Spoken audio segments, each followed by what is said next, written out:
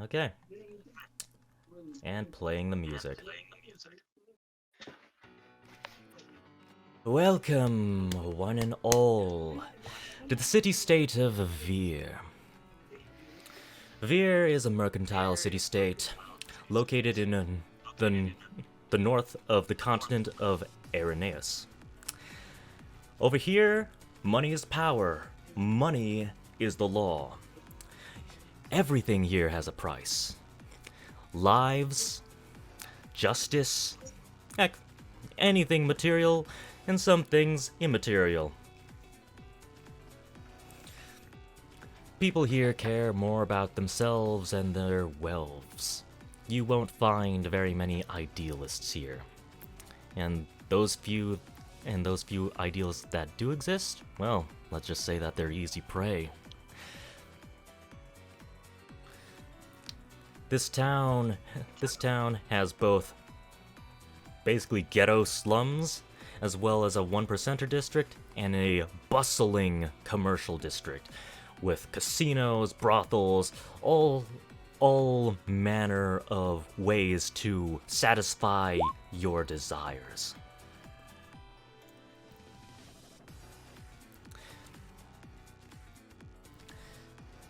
As we pan the camera around the city, you can see merchants bargaining on the streets. You can see beggars in the gutters, begging for any modicum of food, begging for any gold scraps. And you can see all sorts of people getting thrown out of gambling halls, thrown out of taverns, and just people going wild. It looks like a lot of traffic has been going into the city, and a lot of decorations are being strung up all around the town. They're probably gearing up for a big celebration. In fact, you guys, anyone who has knowledge of anyone who keeps up with the news would know that they're gearing up for the Festival of Prosperity, a Mardi Gras-like event and celebration that's going to happen across several days. Okay. Now that I've set the scene of where you guys are, I will let you guys insert yourselves into the narrative as you please until I get to the cutoff point and have to tell you that you have to insert yourself into the narrative. But when you insert yourself into the scene is completely up to you until the cutoff point. So the camera is going to pan back over to the dinky slums. You see run-down buildings. You see cobwebs everywhere. You see beggars on the street. You see just human waste just adorning some of the sidewalks. You see some places in disrepair. Out in one of the alleyways, you can see a simple hooded man. He has 3 cards in front of him. It looks like he's been trying to get someone to play in his little game. I guess at that moment. What type of game is he playing? Yeah, what game is he playing? So he has 3. Yep, it's 3-card Monty. He's got 3 cards in front of him. I don't. You don't know what that is, but he will explain to you if you decide, hey, I'm interested in this game. I guess I'll insert myself there then. Ah, yes. Come here. I have a great game for you. Don't worry, I promise I won't disappoint. Okay, so describe yourself to all the other players. What do they see? A hulking 6'1" half-orc. It's green. He's about 220. And he's carrying a giant battle axe. Do you look like you've seen war? Do you have like scars across your body? Yes. very war-torn orc. You can tell that he has been through many battles. Yeah. Do you just have like this? Do you have like this glare, like this mean look permanently on your face, or is it more relaxed? Like He's pretty relaxed. pretty relaxed. Okay, so your default resting face is relaxed. It's not like a resting bitch face. Yeah. Okay. So the orc steps up. The orc steps up to the person, and he flips over his cards. You see, 2 jokers and 1 queen, and he tells you, "All right, just keep your eye on the queen. If you get the queen, so you bet 1 gold coin, and if you can find the queen, then you get 2 gold coins. But if you find a joker, then I keep the gold coin. Sound fair to you?" Yes. All right. So he begins tossing the cards around. They've got a small crease, so it's easier for him to pick up the cards and throw them onto the mat he's playing on and pick them back up. And I want you to roll. Let's treat this as a history check. Let's see how good your memory is. History check? Yep. So go onto your. Actually, you can roll it from your character sheet. So just go onto your character sheet and go to the left side. Go to the skill box section, and just click on the word history, and it'll automatically take your intelligence roll. 19. Okay. I rolled them. Okay. Give me a I was second. hoping that was gonna be a perception, but Ooh. I mean, yeah, next time we could do perception. okay. Okay. History works either way. I rolled a 19, so So you pick. So you pick the card in the middle. You trust your memory. You trust your memory. You aren't thrown off by how he's throwing the cards. You pick the card in the middle, and you get the queen. So you get 2 gold pieces. It says, "Why don't we play for more? How about you bet 2, and if you win, you get 4." And if anyone wants to insert themselves into this narrative now, you can do so right now. Well, after you give the answer. yes, I'll do again. Okay. Raphael would definitely start approaching because this game is his vibe. Is one of his cons he runs on street corners too. I mean, what? All right. So what do we see as you step into view?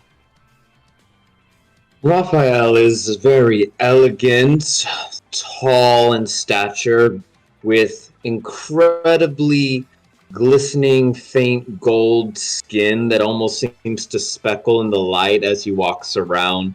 Medium length to almost his shoulders, the sandy blonde hair as well, and these piercing golden eyes. He has incredibly nice clothing, robed figure. He seems to almost float graciously as he walks, as he's a little bit skinnier for someone who's 6 foot, not the strongest, but definitely one who holds himself as if he's the one that everyone should know and look to when he approaches. Oh, what a game! I can't wait to see what happens next. Yes, come. Everyone can have their turn. and you guys, since you've already bet and you wanted to go again, make a perception roll for me again. Rolled a 20.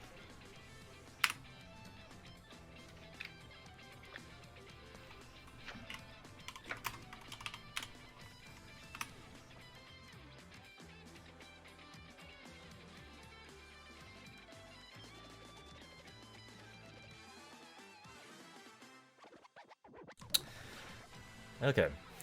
Okay. I'm still deciding. I made the roll, and I'm still trying to determine. Sleight of hand. I mean, what? What did he got?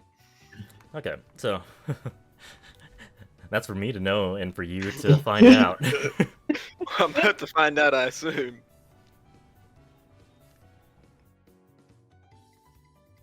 Okay. The problem is I'm not entirely sure how. Okay, we'll just say, all right. So once again, he starts throwing the cards. It looks like he's throwing them even faster this time. But even with the increased speed, you pick out the card again. Like you've been on the battlefield before. You've had to react to people swinging axes at you at full force. So this guy throwing a few cards around, it's nothing compared to actual battle. Right? Mm-hmm. Alright, and Rafayel, you've inserted yourself into the story. So, Well, wow, way to pick the card again. He is moving his hands faster than Sin.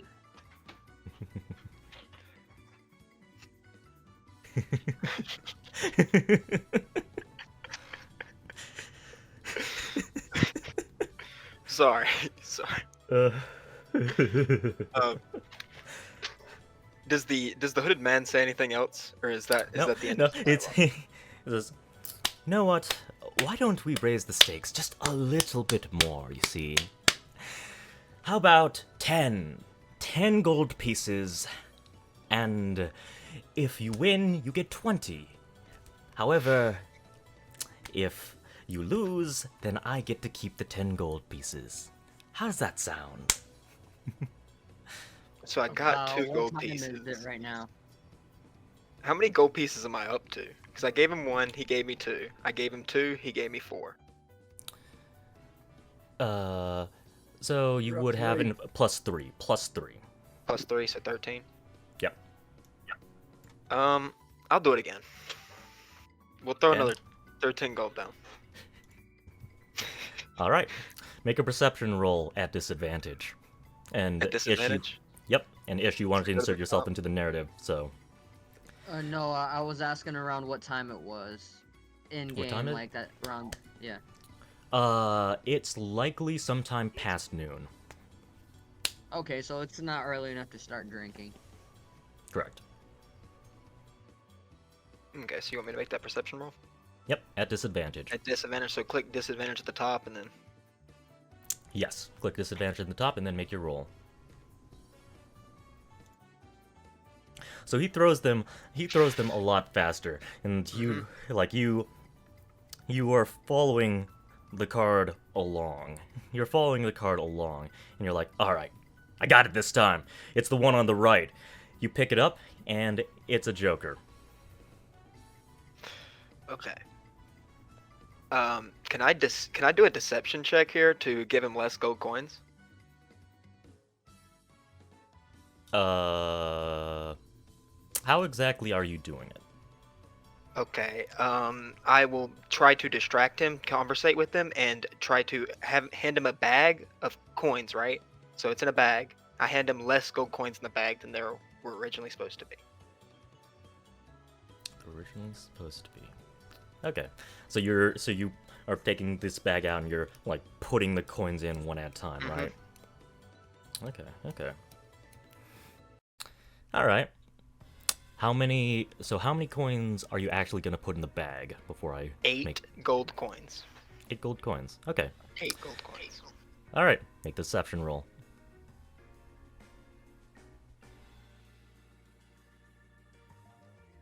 All right. And what are you going to say as you're doing your ploy? I am going to ask him, what time does the bars open at night? I mean, some of them are open right now. They're open 24/7, but over here down in the slums, the they're typically open starting at around 4. So Does he not too long. recommend me? Does he recommend me any bars? I mean, you could go to Bugsy's Tavern or something like that. It's not too far down the road. Okay. What tavern did he say? Bugsies. All right, and he takes the gold pouch. He hasn't bothered to count it yet. What would you like to do? Like it looks like I would like to leave the scene. Like start walking away towards the direction where he pointed the bar. Okay. All right, and he takes the bag. It looks like he's about to open it as you're walking away. And what are you doing, Raphael? Would probably just be eyeing the person with the cards, and while he's looking at the bag, kind of flipping over the other two real quick to see if they were all jokers this time. Yes, they were all jokers this time. And like he notices that you grab him, and it's like, oh, ho, ho, ho, aha, aha. He grabs your hand, and is like, my friend. I'm sorry. I just wanted to make sure you were doing it correctly, and I think even if this good gentleman walked away, I think all's fair, and I hope leave you to it, and I'll just kind of start slowly kind of walking away. And was there anything like else on the table besides the cards or anything as he was like going to grab my hand, or do I see anything else around? It looks like there were other gambling stuff nearby as well. Like it looks like there were a set of dice as well, and a couple like cups. And after you've done your stunt, like he looks like he's quickly packing up now. I was hoping if I could, like, as he grabbed one, try and use my other hand to kind of slide then one of the jokers into like my sleeve, and then go follow the is it half orc? Yeah. I'll follow the half orc fellow that just lost a little bit of gold. Okay. Let's do this as a sleight of hand. His focus is currently on your other arm, so if you're trying to use your other arm to slide that card away, then we'll do a sleight of hand check. That's what I was hoping for. Ooh, dirty 20. All right, yeah. He doesn't even notice. He's so freaked out. It's like after you begin walking away, he doesn't seem to even notice that one of his cards is missing, as he's picking up all of his stuff and trying to put it away. I'm just smirking, and then I'm like sliding the card out of my sleeve and like just fiddling it through my fingers as I follow half orc fellow, and I say, if I do catch up to him, I'll be like, well, good sir, I like your eye. It's very quick, but you missed the trick at the end, and just hold the Joker card out.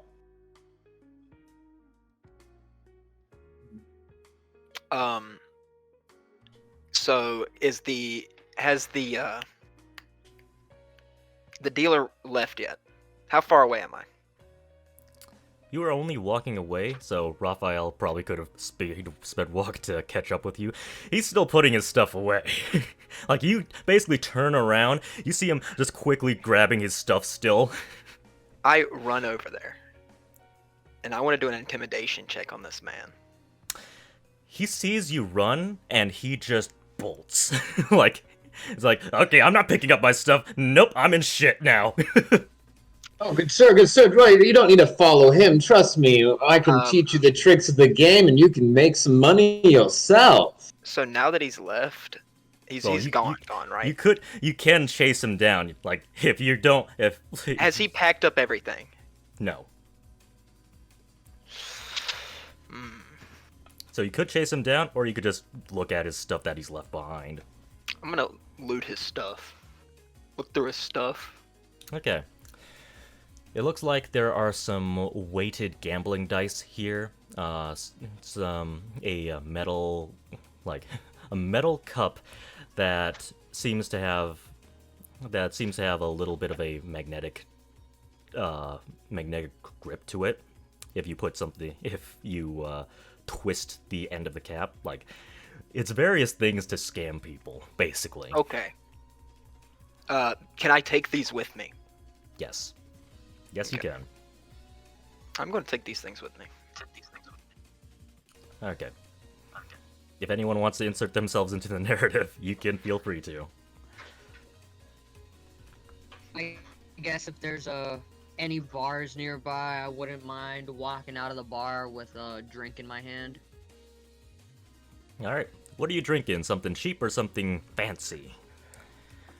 I'm going with a cheap drink because right now I've been really wanting to go on some missions. That stuff's only for after missions. Alright. So, just some simple dwarven ale. Nothing too fancy. Just something to get a little bit buzzed. And you step out, you hear, you hear this orc just running, and then you basically hear a human guy go, as he bolts off in the other direction. It's a very peculiar sight. I step out, and as the orc is running, as the human ran by, and I see the orc kind of like trying to give chase. I step out like as soon as the orc has ran by. I just feel a little bit of force of his wind and his strength. Just like feel the drinks kind of like spill a little bit over towards the side. It's like, hey, what's all the rush? Do you respond, or you just... Well, he I didn't. just run past, just straight sprinting past. Okay, so the timeline is, so you've looted his stuff, and then you continued your pursuit. Is that what I'm Yes. understanding? Yes. Raphael would then just like, after he just like straight up in front of everyone started going and looting the stuff and is now chasing. I am trying to just like, oh, didn't mean to start this shit, and like just slowly like creeping into the crowd, but still like keeping my eye of where they're at, kind of just following like maybe 30 to 60 feet behind. Yeah. I mean, so what is the look on your face right now, Zor? I think that's right. Yeah. Do you yeah. look? Do you look angry? Ruthless, straight ruthless right now. Like I have a beam in my eye. I am focused on this man, straight blazing through the street. Oh yeah, you can see that very well, Ash. He looks like he's going to murder a man, and you've been here several months, so you know that. Well, this is the slums. People only get stabbed here every single day, so. I've been here for a bit of a minute now, so as I see this half orc running by chasing this human, I'm just gonna start to follow as well, slightly behind just to keep an eye on what's going on. Just drunkenly stumbling along, looking around. What would I see? Could you repeat? Sorry, I was reading a message. Could you repeat what you were just saying? I said I'd follow a bit behind, stumbling slightly buzzed, getting a little drunk. What would I see around me?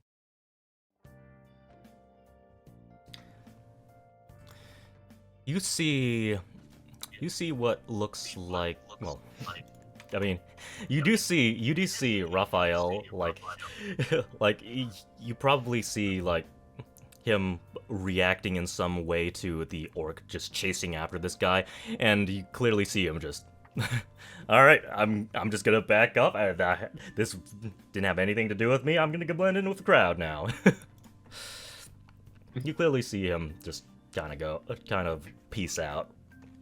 And you look around, you also see, it seemed like some armed thugs beginning to walk by, being led by a tiefling. Okay. He bumps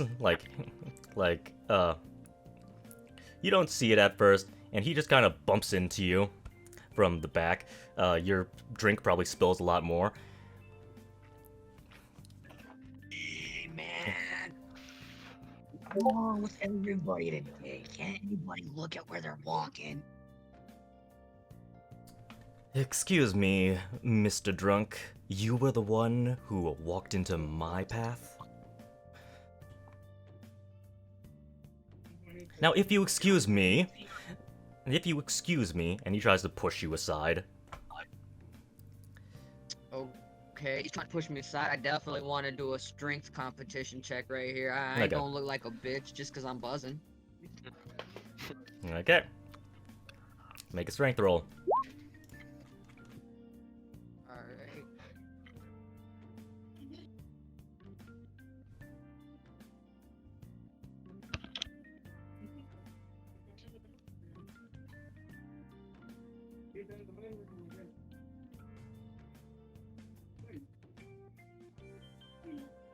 Oh yeah, he reaches his hand.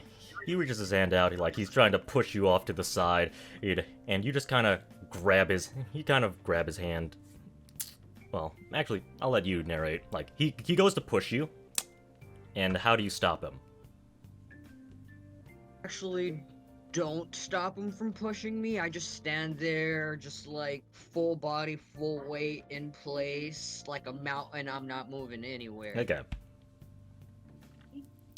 Yeah. So if he Instead. goes to like try to push or shove, you just see him go nowhere as I'm just there like with my drink in my hand, just eyeing him. Are you gonna apologize? Or at least give me your name? I don't need to apologize to a drunk, and I don't need to give my name to a drunk. Now, if you excuse me. And he tries to walk past you. Alright, as he tries to walk past me, I will let him walk by, and I want to try and follow this group. Alright.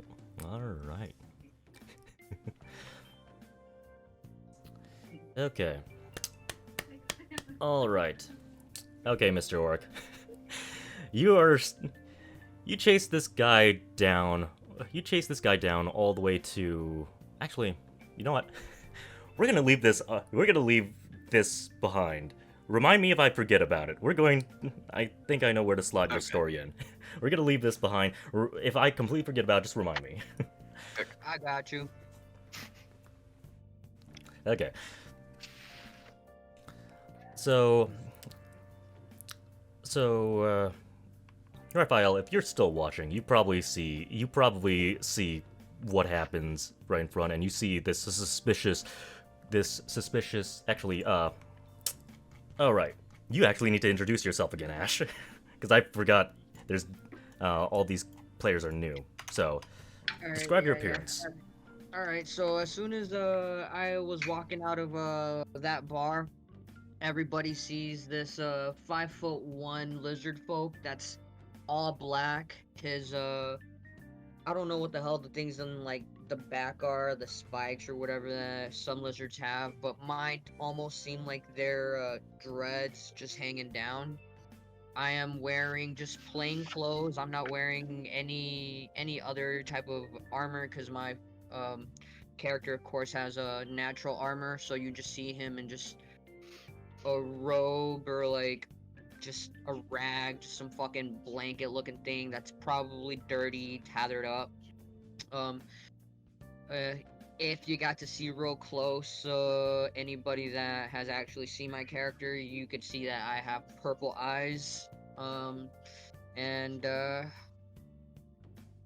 yeah, just a black lizard. Yep. So Raphael, you can kind of see this. the suspicious black drunk lizard just kind of tailing these people. And, if anyone wants to insert themselves, you can feel free to at any point. And Rafayel, if you have any... go on. With these people looking different than definitely the rest, and seeing how he just treated this this lizard folk, as I'm walking by the lizard folk, I point at my eyes with both my fingers, point at the lizard folks, point back at mine, point to that group, and I cast Disguise Self to look like one of the thugs that was following the main person. And I start tailing the group disguised as one of their own and trying to blend in with their group. Alright, as I'm seeing this golden-haired pretty boy just change to something else, I just look a little surprised, but I did meet that eye contact, and I nod and proceed to follow just a little bit more behind from him. Okay. You do hear the sound of someone following behind you, Ash. Alright,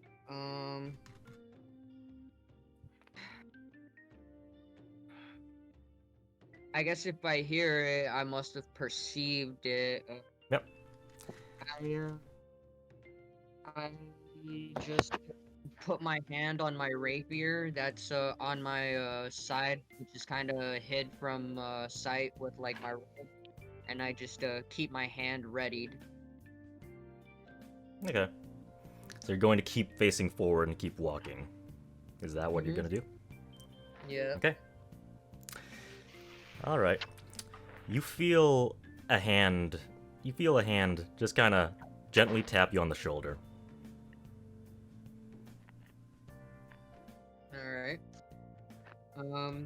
I try to not act too startled as I slowly turn my head a little bit, but without wanting to miss what's going on in front of me. It's Monica.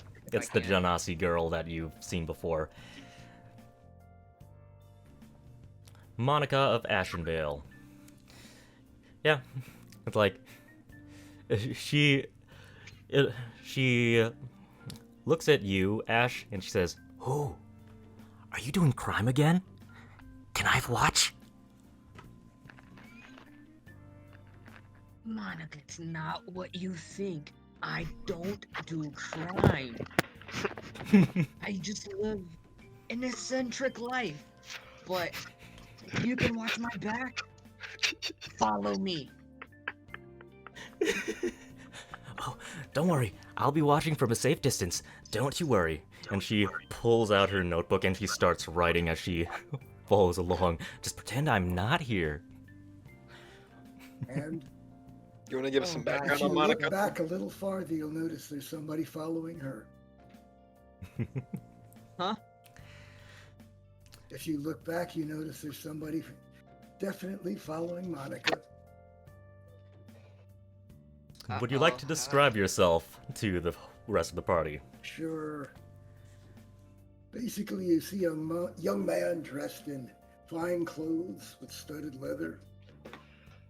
If you look closely, you can see a shield and crossbow on his back. He wears a signet ring and an amulet with a flame motif. Looks to be a little under 6 feet and a little under 200 pounds. One thing you will notice, his eyes are a distinctive greenish yellow. And that's about all you know at this point. Okay. Can I get a quick class? Like, who is everybody? Like, can we go through everybody's classes real quick? I feel like that should be left for Till later? maybe yeah, we don't know what we are or anything until maybe we get a mission or some other I didn't know stuff. if anybody, if y'all have played together or if. No. Okay. No, this is We've only old. have we got one or two people that have played before? Okay. Yeah, one person We'll leave that that. has We'll played. leave that then.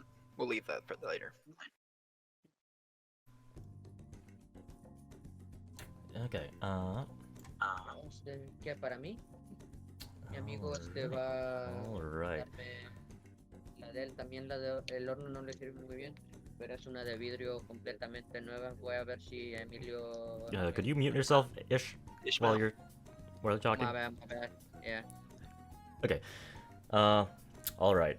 Raphael, we're gonna pan the camera right back to you. Alright, so what were you doing? So you've disguised yourself as one of the thugs. And what are you doing?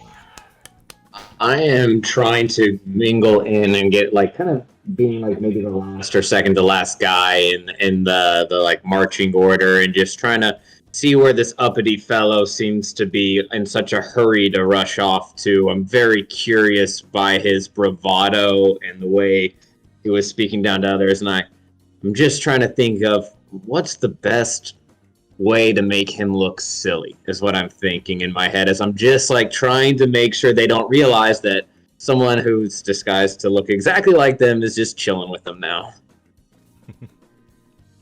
Okay. Yeah. Like you're following along behind them. You get very close, so you're observing. Why don't you make a perception check? Let's see what openings you can find as you just observe all of them. 10. 10? Okay. So... Okay. So how embarrassing do you want it to be? Do you want it something like, oh, they get a whole bunch of wine spilt all over them, and it ruins their clothing and they have to wash it all out? Or do you want something like, what is the nature? I'm probably looking for, as he just got angry at someone who was drunk, bumping into them, like someone else who might be drunk, or somewhere I can steer the group, or something on the ground that, if possible at all, I could just kind of, be able to, maybe just get him to like trip or fall into some kind of liquid or some kind of, maybe there's something in the street or someone else that I can like, get him to like bump into. Anything Oh, that how he far can... away am I from him as I'm seeing all this? You're probably... Okay. That's if I I'll didn't let- lose him, because I'm like, I was interrupted. I will allow you to give me the distance. 60 would probably be the safest following distance for perspective, but you can follow closer or farther if you want. And the number you determine could affect whether or not I have to call for another roll from you. Let me be about 45 feet away. 45 feet away. Okay, I think that should be fine, and they shouldn't... I don't think we'll need any special rolls for that. So you're For 45... Oh. Nope. What do you say? I was gonna ask, how far away am I from everybody? Like, am I like gone out of the scene, or? Yeah, You're- you were you can fucking probably- chasing some dude, man. You can probably hear, like... Okay, Zor, are you yelling at this guy at all, or are you saying anything? Are you raging or saying anything at all as you chase this? I am not raging yet, but I am yelling, "Come back here!" Yeah, you can just kind of hear it in the background. Come back here! Like, are you cursing, or are you No, just yelling. Okay, just yelling. Okay. Get back here! You're not going to scare me and get away with it! Treat me like a man! Let's settle this! Once and for all! Like, you just hear that in the background. As you guys are off doing your own thing. It sounds like it's steadily getting closer. I just turn and look at Monica, and I'm like, man, a lot of angry folks out tonight. This evening, because it's not night yet. Alright. I'm hearing this. Raphael's game plan is probably going to change and be like, boss, man, we should go check out that. Someone could be in danger. Boss, man. Alright. Alright. Make a deception roll. That's better. That's better. I think hopefully we'll see. 23. Okay. And do you get any bonuses for like acting as another person or anything like that? I actually for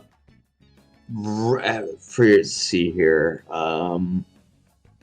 No, because it's charlatan is more false identity. Like I have a bunch of fake identities. Okay. That would be the actor feat.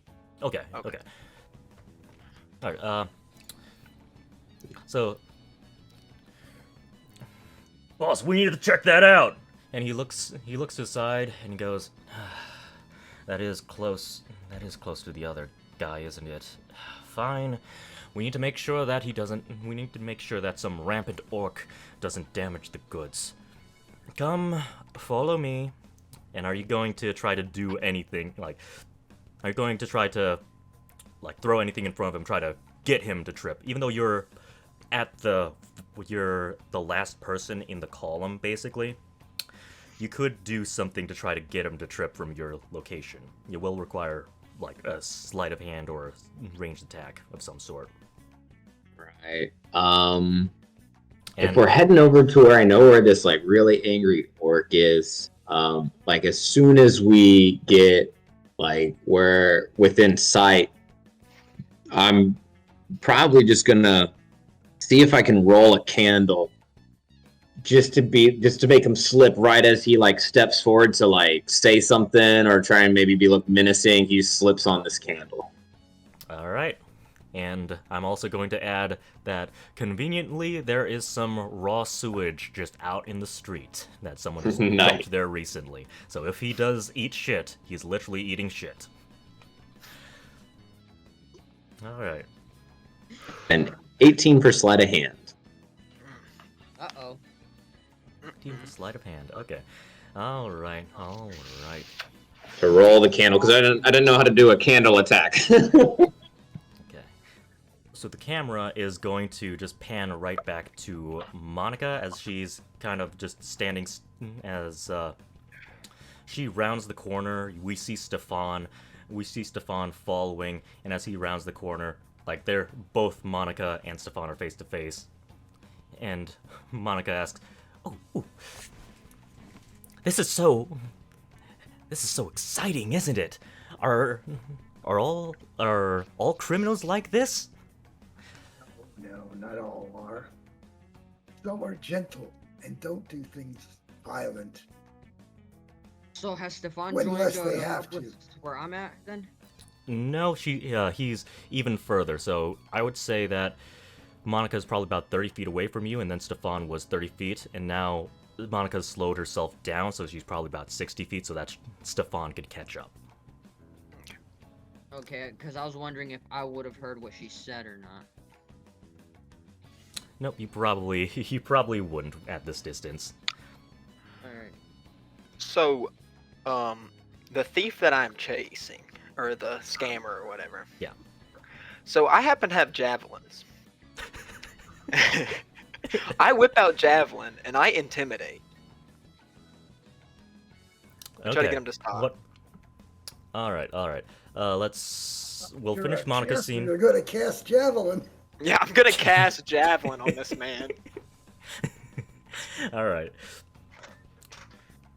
So we'll finish up Stefan's scene. So Monica goes, "Oh, humans are so interesting. I can't wait to learn more. I wonder what's going to happen next. Do you think anyone's gonna die? Oh, that would be so interesting." Stay back. Don't get into the middle of it. What race is Remember, I'm here to make sure you're okay. What race is who? Monica? Genasi. She looks like an air Genasi. Okay. Okay. Let's see. Stefan looks human. Alright, so now we're gonna go right back to the orc. Right back to the orc. Okay, Zor. So what are you going to say? I'll let you make the intimidation attempt, but what are you saying? Stop now, you scammer! Or else! Or Yes. else Or I will else throw this my javelin at you. Or this javelin will pierce you. So you may roll the intimidation. Yep. 11. 11. Let me see. Let me see if he can control his nerve.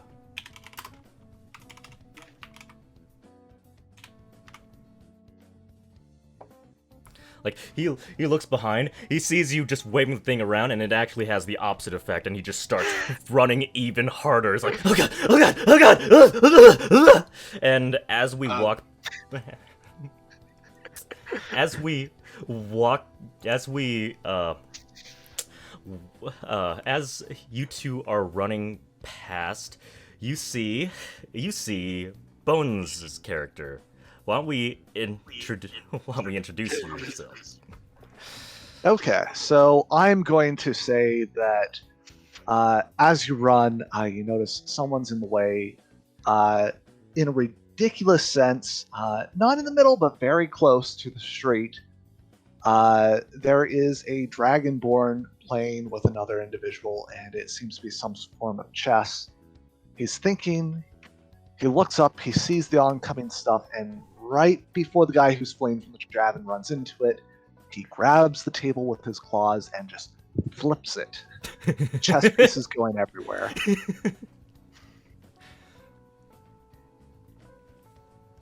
He looks red-scaled, kind of has a white chest, has a very fiery demeanor.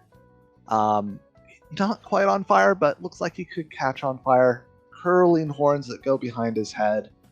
And extremely fine clothes and armor. Okay. Can I yell to stop the man? Okay, so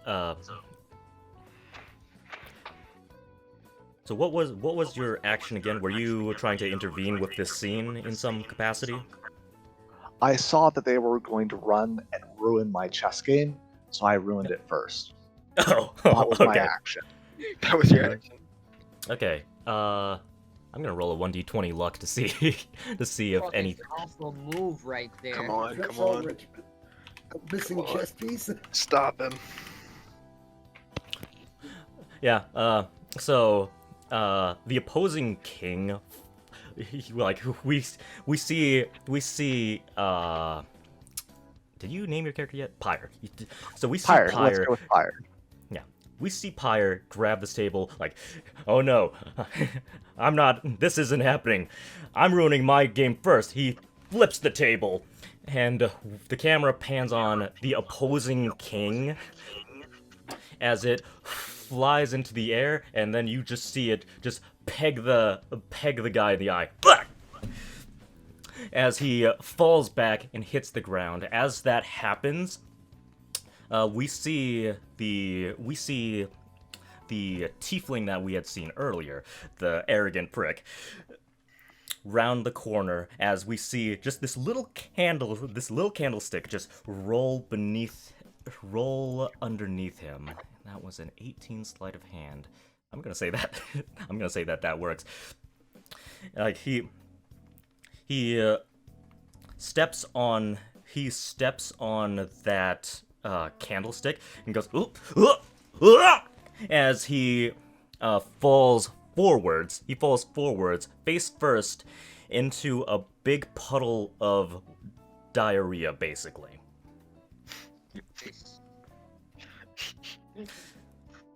And he picks himself up and goes.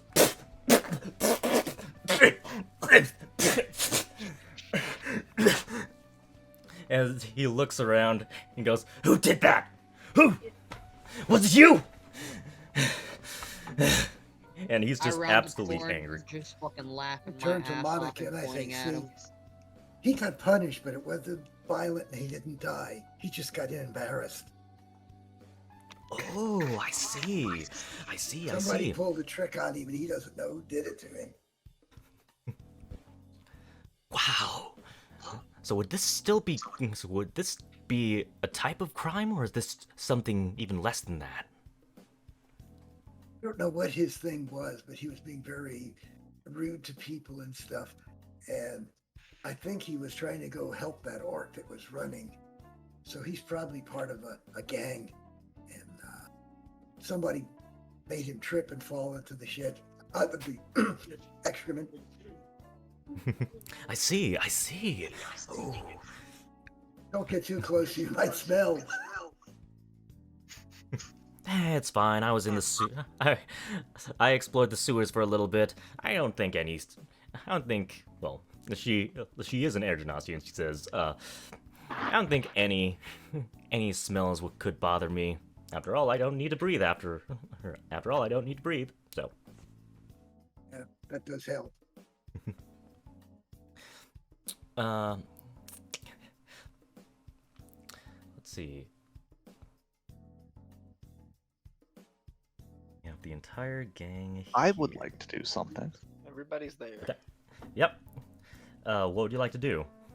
All right, so I flipped the table. It hit the guy. He fell on the ground. I assume this is the guy who's playing cards who was fleeing from the orc? Yes. I don't know this. So I approach the old man, very, very large. It's just like, I was playing a game. I look small. I stand up. A shadow is cast over him. I'm quite tall, quite wide for my height. And I start monologuing. And it goes something along the lines of, that took 30 minutes of my life to start that game, and you interrupted it. You will give me those 30 minutes back. And I'm cracking my knuckles. And he backs up. He backs up to the wall as we see the half-orc barbarian approaching. What do we see as you approach as well? I'm still sprinting. Still sprinting here. Sprinting towards the man. I yell. What do I yell? Give me a sec. Let me think.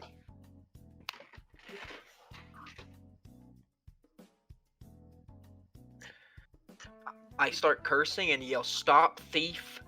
I am going to kill you."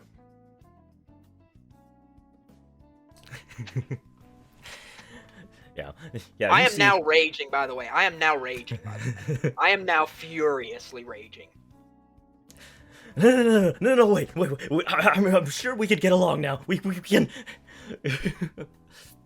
And the tiefling that's on the ground, like he turns around, he goes, I suppose technically all of this could be considered to be your fault, because you were making most of the ruckus in the first place. So what do you have to say for yourself? And like everyone is just ganging up on this guy. Yes! I lean over to Monica and I say, it might get nasty now. So be prepared. And Do I need to take a rage counter down? Yes, you are raging, so yes. Where do I go ahead where and do I, there it is. I got it. I prepare. I continue just sitting back a bit of distance from the group, just laughing at everything that's going on as I continue sipping. Okay, you want to say anything to Raphael? In fact, Raphael, what are you doing?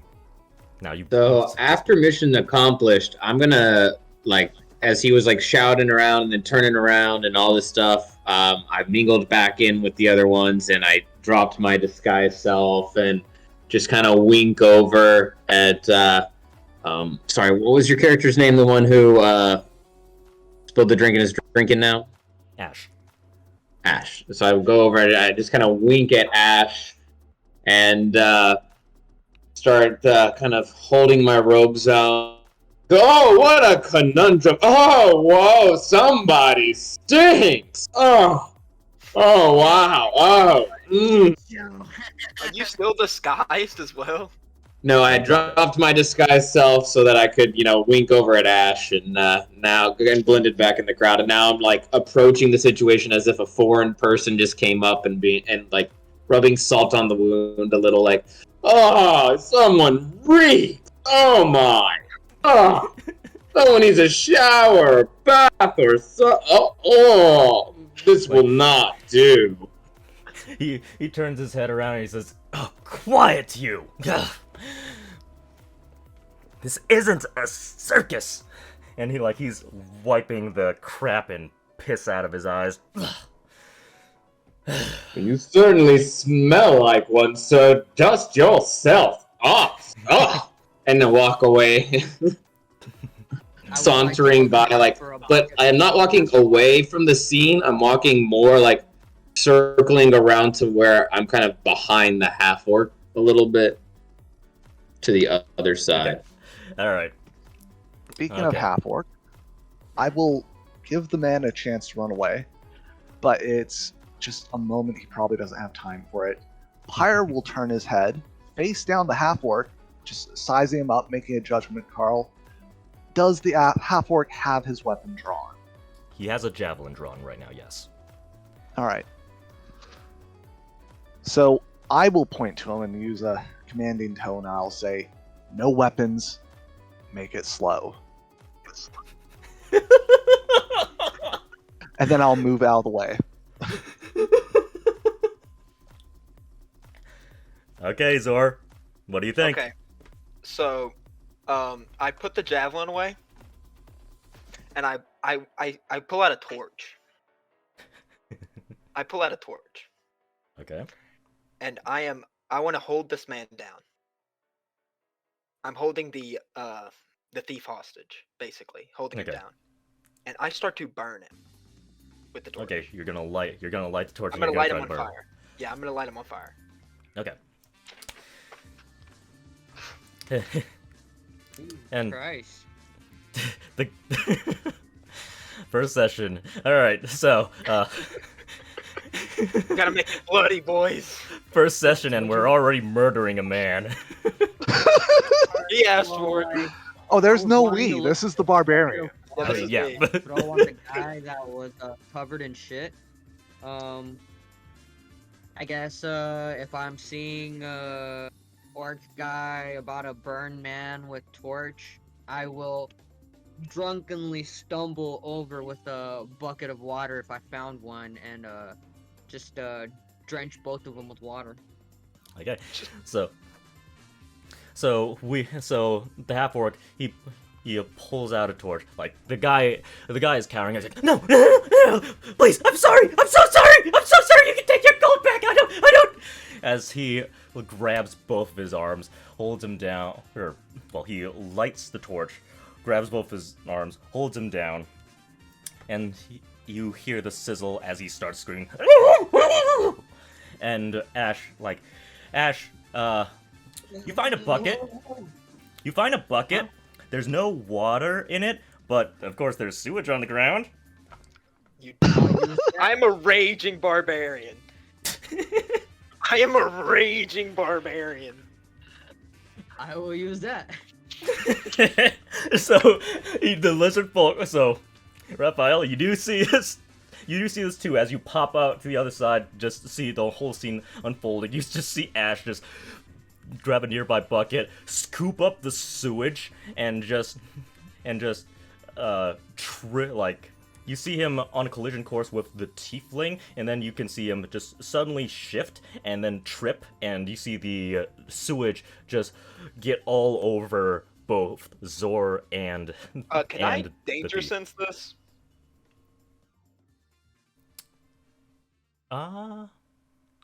You only can do that on stuff you can see. He's coming from behind you. It says Yeah. you gain an uncanny sense of when things nearby aren't as they should be, giving you an edge when you dodge away from danger. I think could you print it out in chat? So if you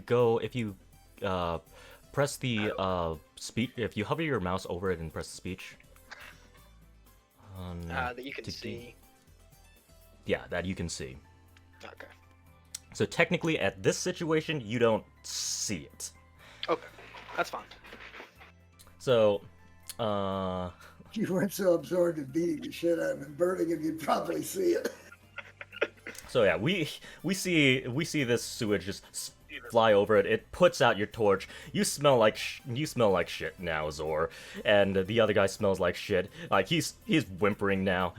He doesn't look like he's capable of saying anything right now, as he's just reduced to just I'm sorry.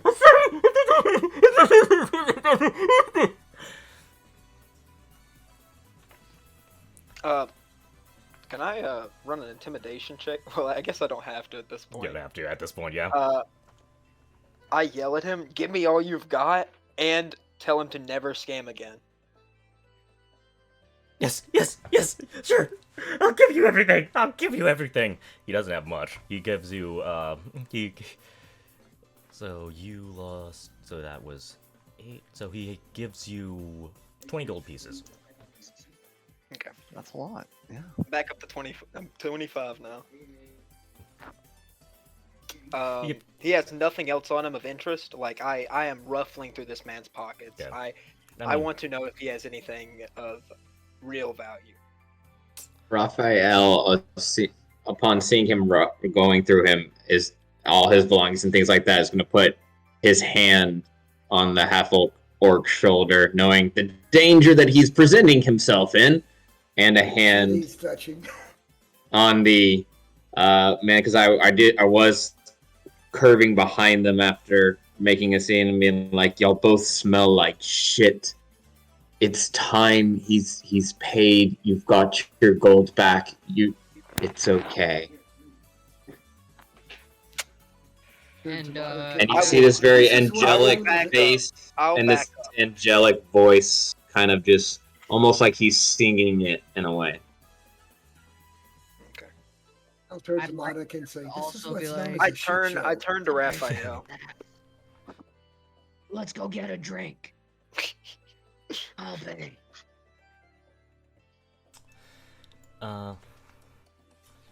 So before you guys do that,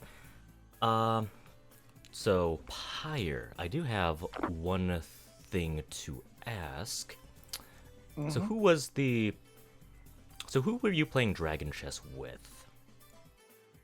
I'll let Could you describe decide. that person? So, Okay.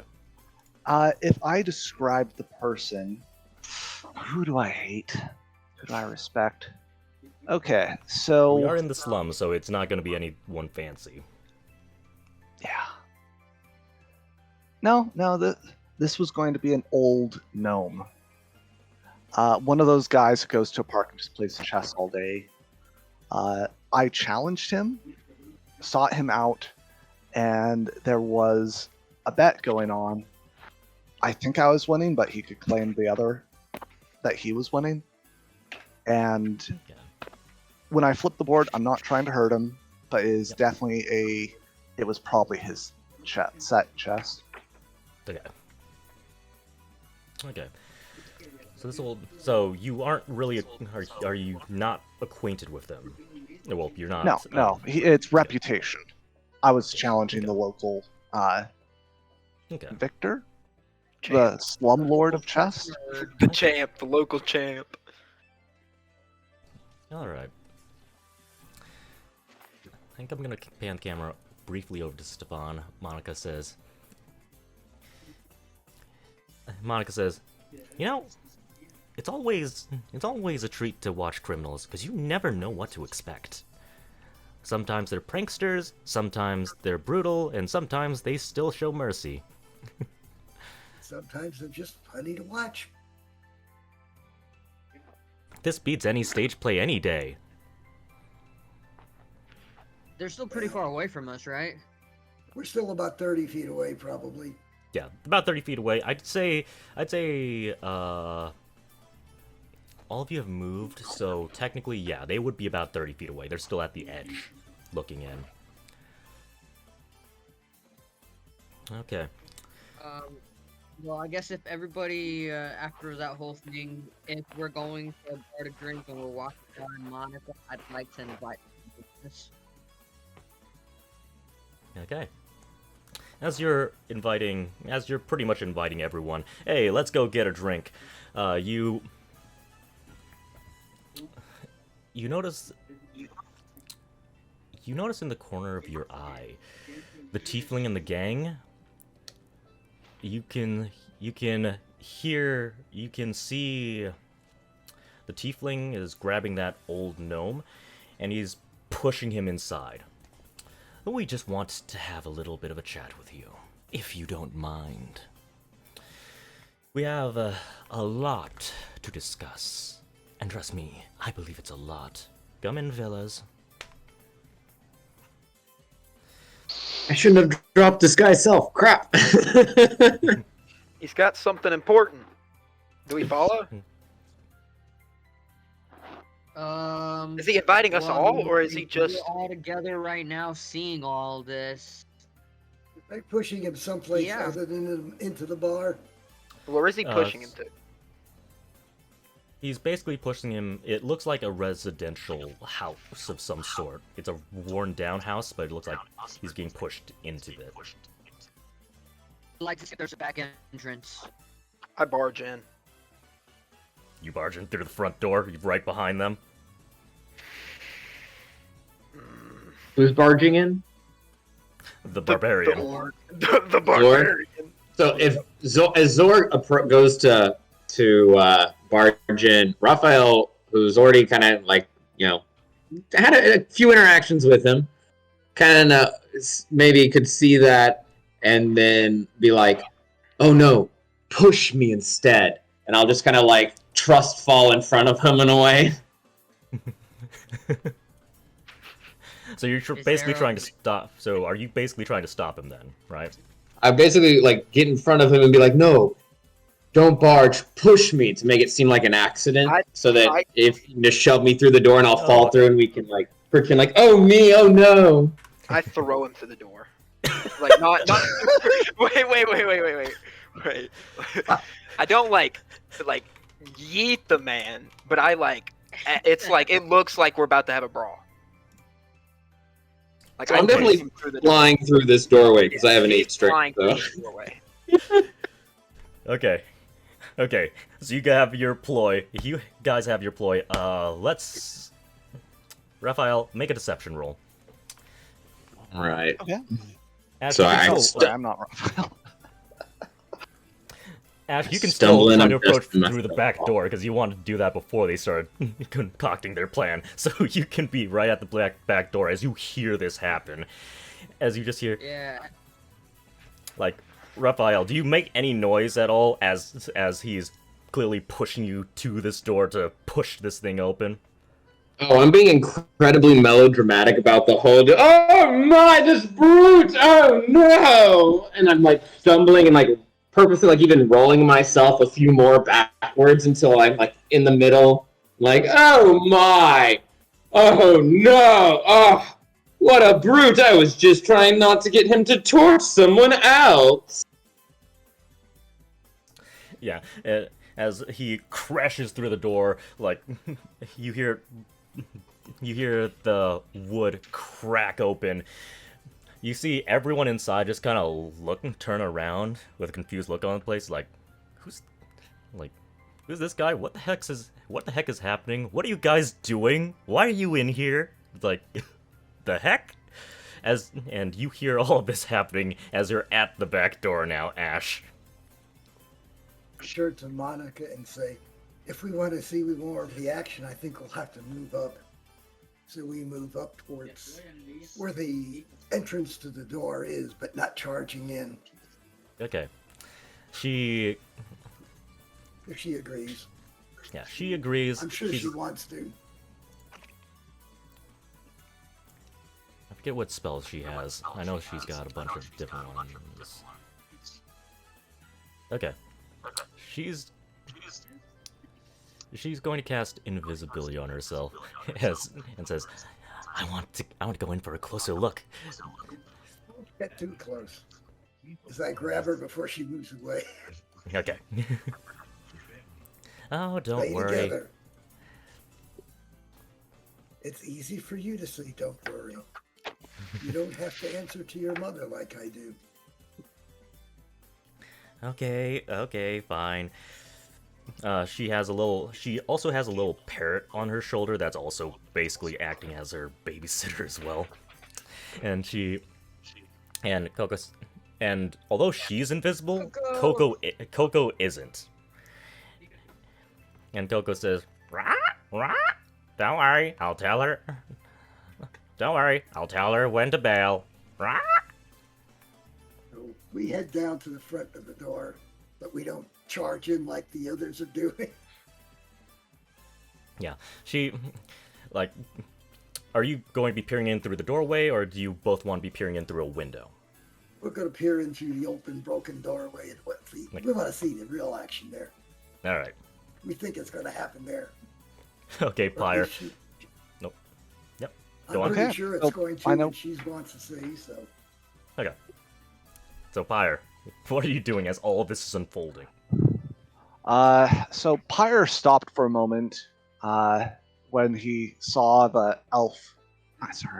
gnome, being dragged away by the crime boss. Rather than stopping them, he takes a moment and who is an NPC who's nearby? I'm looking for street urchins, someone who has a stall, something like that. Okay. Nearby, you do see. Let's see. You do see a small street urchin, about 8 years old. Looks like she, how long have you been in Veer? Not long, a week at most. Okay. Okay. So that's good enough for me. Small street urchin girl. I will talk to her and just offhandedly I'll gesture to the tossed chess set and I'll say, clean it up, I'll pay you in coin. And I'll follow the half-orc barbarian into the crime boss's area. Okay. I'm not going to pick it up. I am too good for that, but I can pay people to do it. Like, this guy's important to me. All right. Okay. And she stumbles around. Some of the chess pieces ended up going into the various waste pools, so she is definitely going to get her hands dirty, but this is normal for her. Yeah, she's going to get coin. We'll figure out the price. I'll follow through with that commitment, assuming I don't die. But yeah, I'm going into the. I'm using the barbarian to open the door for me. I'm just walking casually. All right. And Ash, we might as well resolve what you want to do before we continue. So you're at the back door. I want to be at the back door, like you were saying. As soon as like someone crashes through the front door, I want to use that as my cover to try and sneak in the back door if I can. If not, then I will try to sneak in through the back door without getting caught. I will roll whatever I need to roll. Okay. It is locked, so you will need to either use your thieves' tools or you need to force it open. Oof, well, if I have my thieves' tools, I would definitely love to use that. I believe you do start off with them, so yes. Do I just click on thieves' tools, or? Yeah, thieves' tools, and we'll just do dexterity. What it is. Said dex.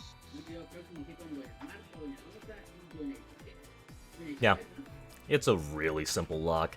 All it took was just a simple flick of your lockpick, and it just clicks open.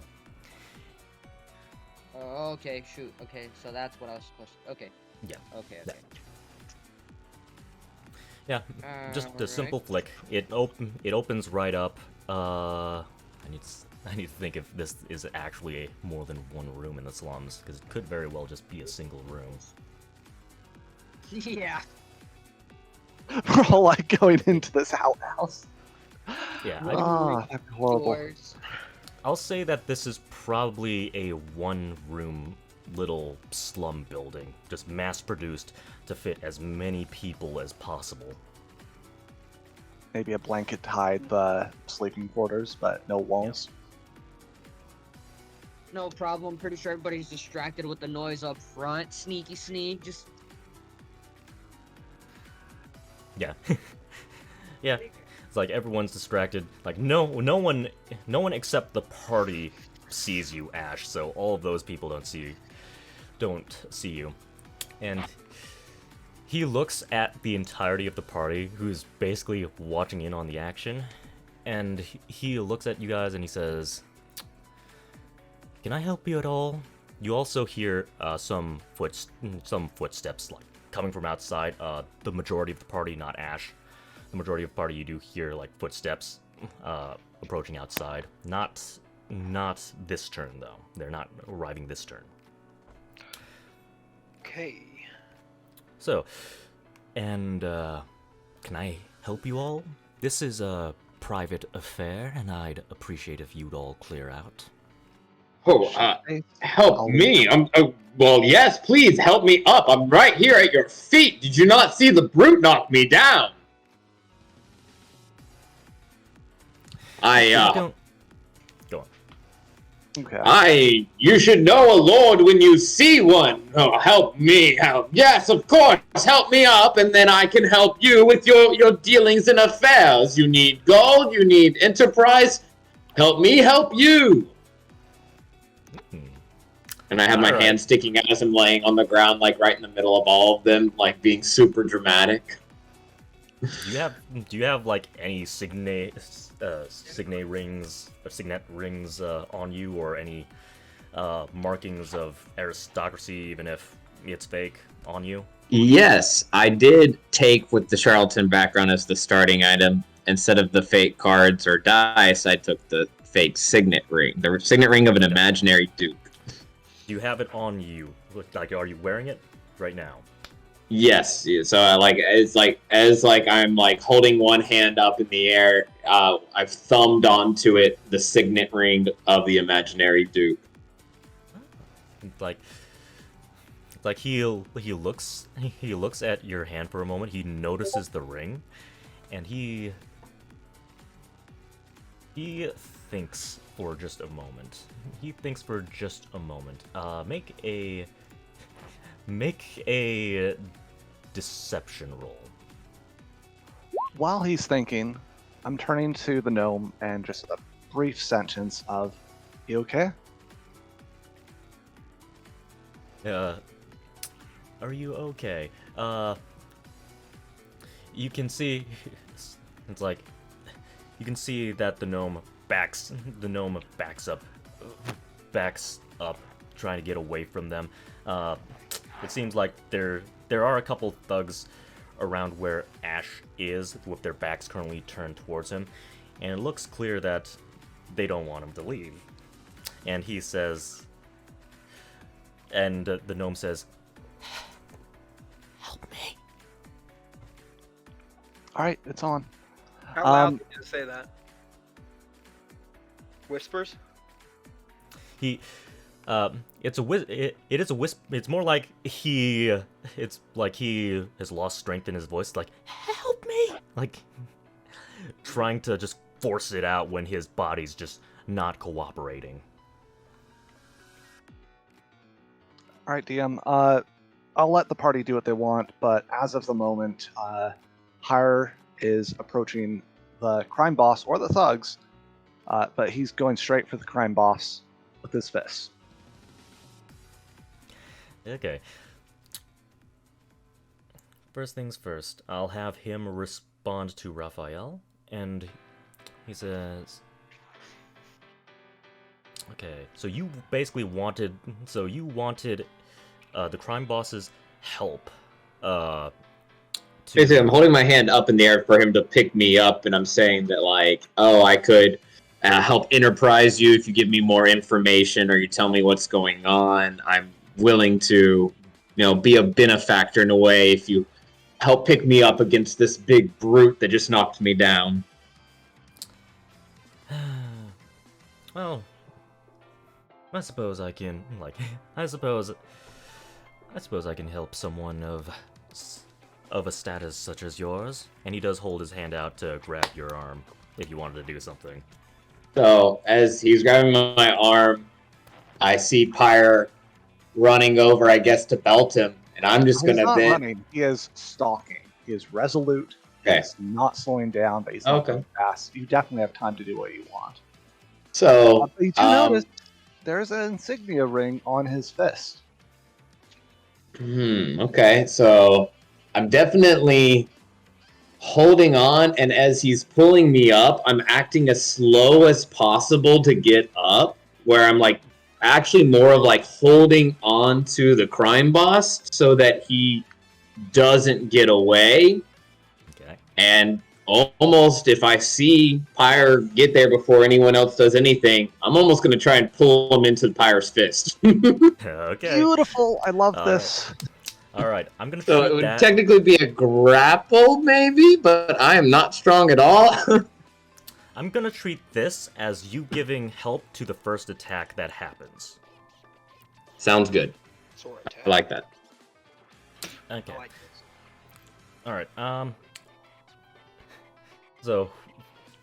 All right. So we did your action, that action. So we're going to pan. Why don't we pan the camera back to Stefan and Monica? You can kind of see. So Stefan, you could see the parrot. The parrot's not invisible, and you can just see the parrot that's been on her shoulder just move in and just kind of straddle the edge of the room. You can still see her, Coco, in the corner of your eye. Honestly, I'm going to be standing next to her and I'm saying, this is going to get interesting. Be careful. If it really starts up bad, just duck in behind me. I may have to take some action myself instead of just watching. Ooh, all right. Are you intending to be a hero, or are you also intending to be a criminal? A little bit of both, dear. Ooh, it's so romantic.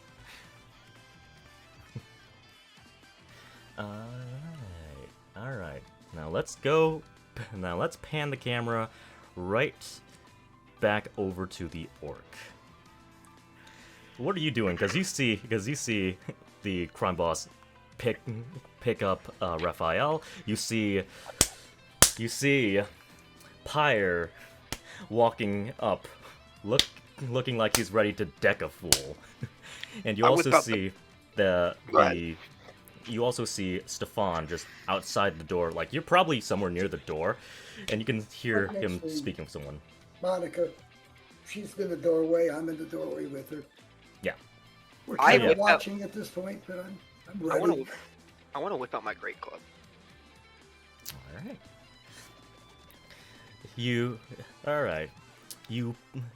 pull out the great club, and are you approaching slowly as well? I want to, like, in between the. Are you a half dragon or dragon? Full That's a dragon. great question. He doesn't look like a traditional dragonborn.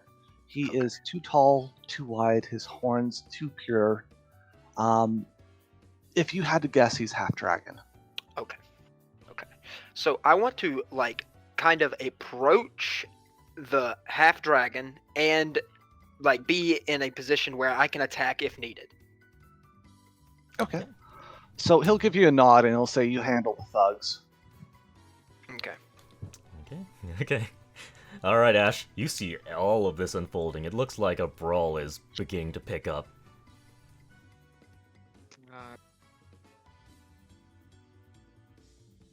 I would like to, I know I got my hand, like, right over my rapier.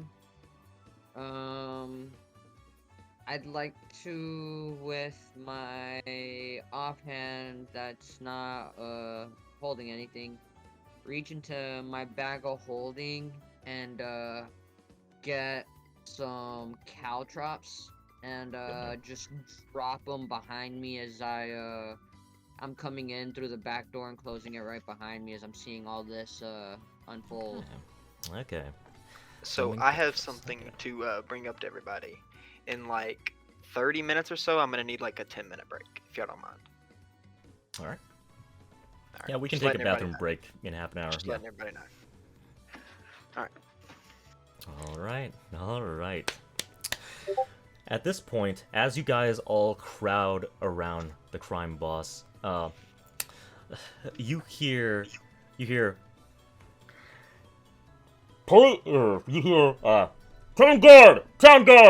town guard! Everyone, stop. No, it's more of a feminine voice. Town guard! Everyone, stop! As you see a hobgoblin woman, if I can find her. While you're looking, I cannot imagine someone who would have less authority over my character. So just keep that in mind.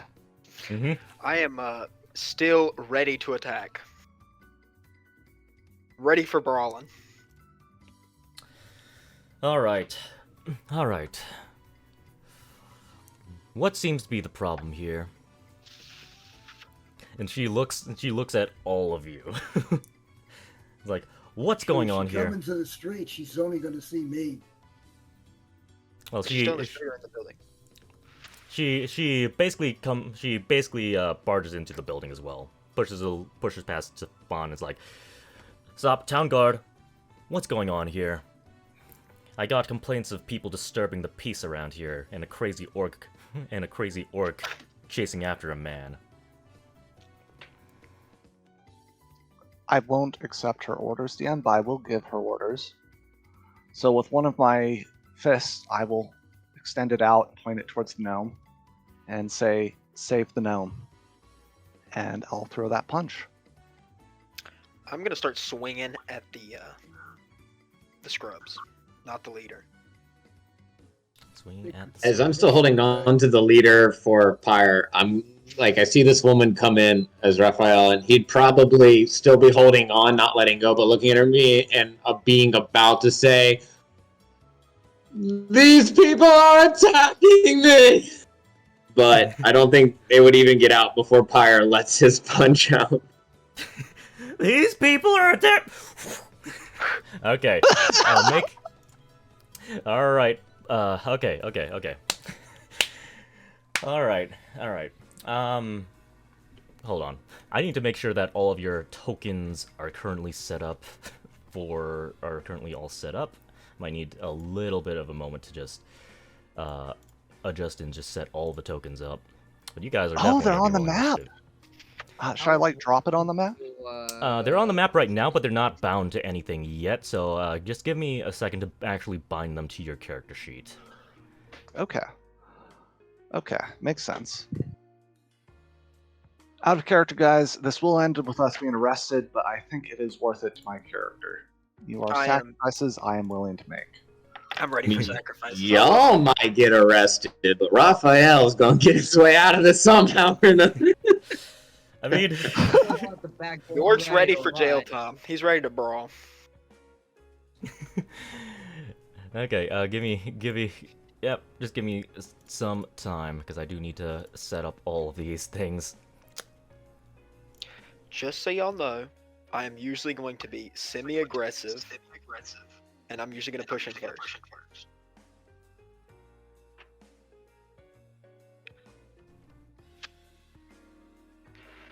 And just quickly, does Pyre have dark vision at all? 60 feet. 60 feet. Okay. I'll set that down. Good, and good. That one's set. Is Stefan set? Yep, he's set. Ash is set. Raphael is not set. Okay.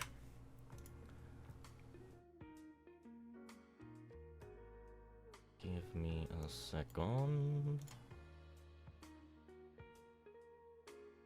Raphael, yep. That's right.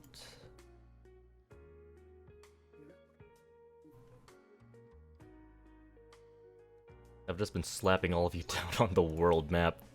This was all technically theater of the mind, but I'm going to have to actually switch to a different map in just a moment. So just bear with me. Not just going to drown us in blood? It's just like the fight starts, scene change, we open up in jail.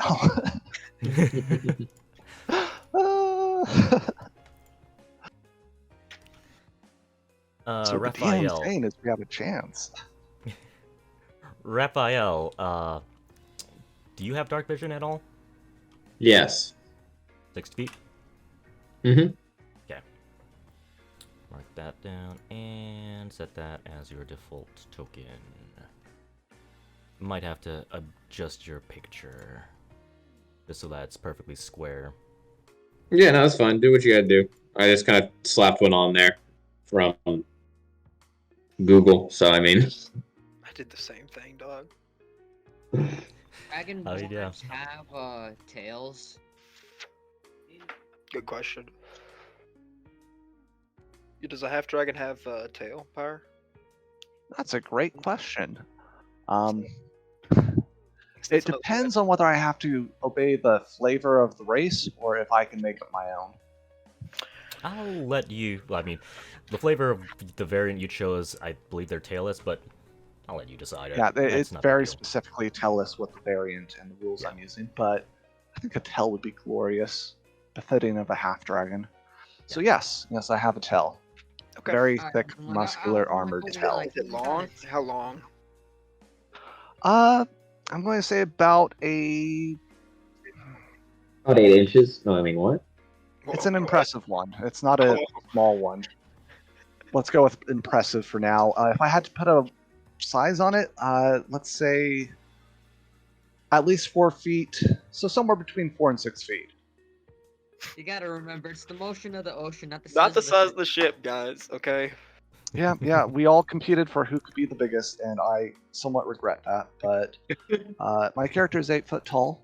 Oh, you're the not as biggest. strong as the ogre. Not orc, ogre, whatever. Not as strong as the green skin. I am but- the green skin. I had the potential to be had I actually put my mind to it. I'm not really a strong orc. I'm more of a armored orc. Oh, I can build armor for you for days. Dude, that's what I'm doing right now. I'm building all my stats for high AC. Beautiful. I don't know if I should be saying that out loud or not. I'm like, It's fine. If you guys get very busted in terms of Know each other stats, pretty well pretty soon. then I'll just balance it accordingly. Okay. DM will find a way to kill you. Yeah, I'll still try somehow. I'm very reckless. Okay, give me a second. I just need to see which one of these random houses which one of these maps would be the best. And I will need to turn off dynamic lighting as well. Mm-hmm. It's just like a 20 by 20 foot room. You could just do it on an open map. Theoretically, we grid. could. Yeah. BRB real quick. Yeah, actually, do we want to do the 10-minute break now since you're prepping? Sure. Go ahead. Take the bathroom break now. Where's my 20 map? Sounds good.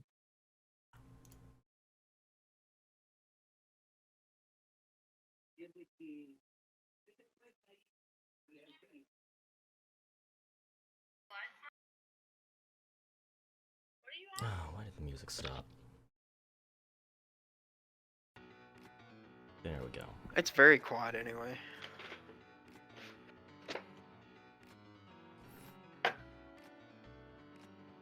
Okay. But yeah, I don't need the break because I need to go to the bathroom. Someone's gonna come by to my house and I have to go outside and talk to them for 10 minutes. That's why. Yeah, Yeah, it still puts less pressure on the DM. Oh yeah, I understand. I just let him do his thing for a minute. He has plenty of time.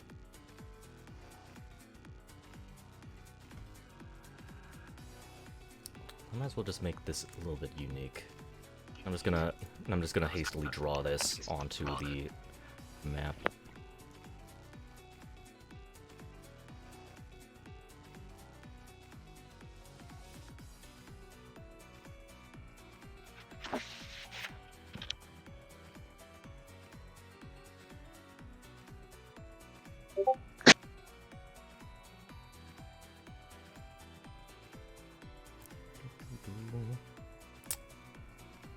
Is everyone enjoying the session so far?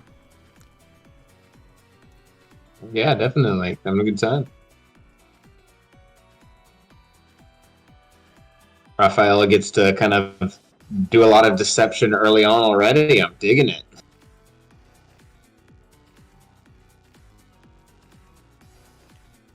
Yeah, I'm also loving what's happening as well.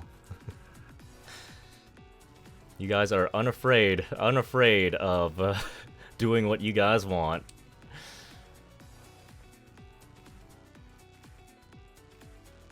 How else will the story unfold?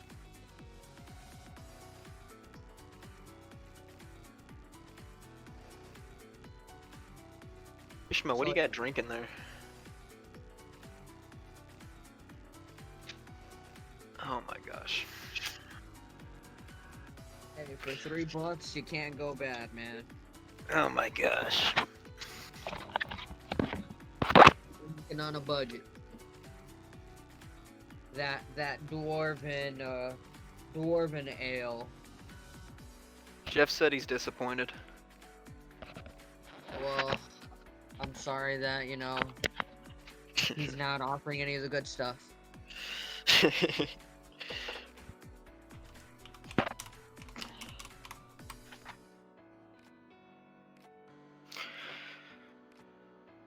Caltrops. Stefan is on the ground inside. Oh, he had to draw it. He's so talented at So drawing. using those caltrops, like, what am I gonna have to click to use that? Is it just clicking the caltrops, or is that like something else that I have to use? I for think that? I think he'll have to drag it. Wait, could you repeat the question? Caltrops. How does Caltrop work? Yeah, Or- how are we gonna like? Are you the one that moves everything? Yeah, I added a text box on the map that says Caltrops. Why isn't this... Yeah. There we go. I was like, I'm huge. Dude, I cannot Yeah. get the map to look right, dude.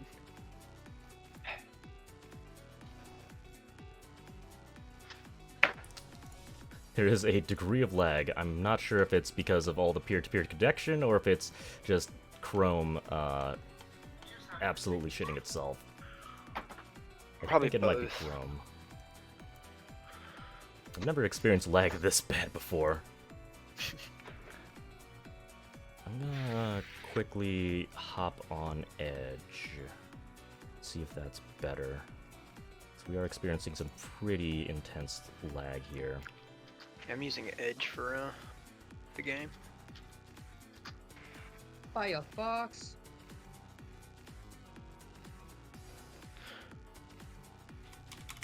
So I assume Ishmael's a thief. Raphael is he a bard? What is he? A mage? I'm a bard. You're a bard? Mhm. I have no idea what Bones is, and John's I don't know.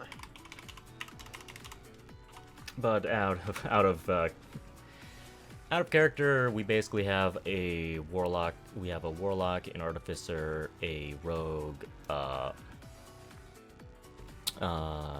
bard, and I believe Katz is a cleric. I think. Yeah, cleric of peace. Yeah. Nice. Then that Jeff really asked if opens you're- up. You making chorizos over Jeff there, asked Ishmael? What? If you're making chorizos.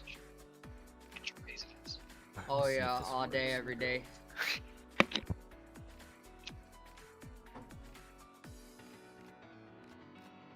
Damn it, you made me go brain fart right now. Bear with me. We have some Google Chrome difficulties. I'm gonna see if Edge is better.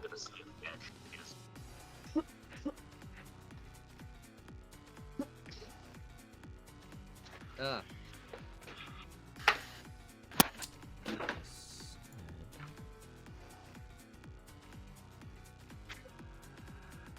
Yeah, What? I was gonna say that opens up possibilities for me to figure out what the hell I want to do with my road.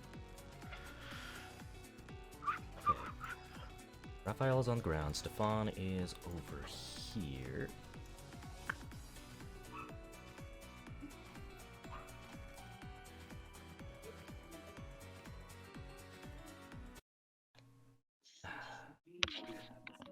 Bear with me.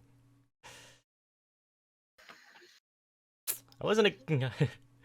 So there was the possibility that I was expecting you guys to intervene, though not exactly in this way. I also weren't expecting you to just start throwing the punches before the police had anything to say. I said aggressive. Yeah. Okay, so you're I close. just- You're close. It's all Raphael's fault. He's the one who started it off.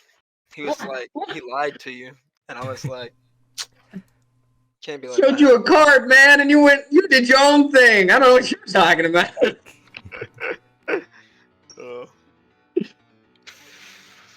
Blame that on you, Raph. I might be a shit stir, maybe. Just a little bit, but I don't know what you're saying.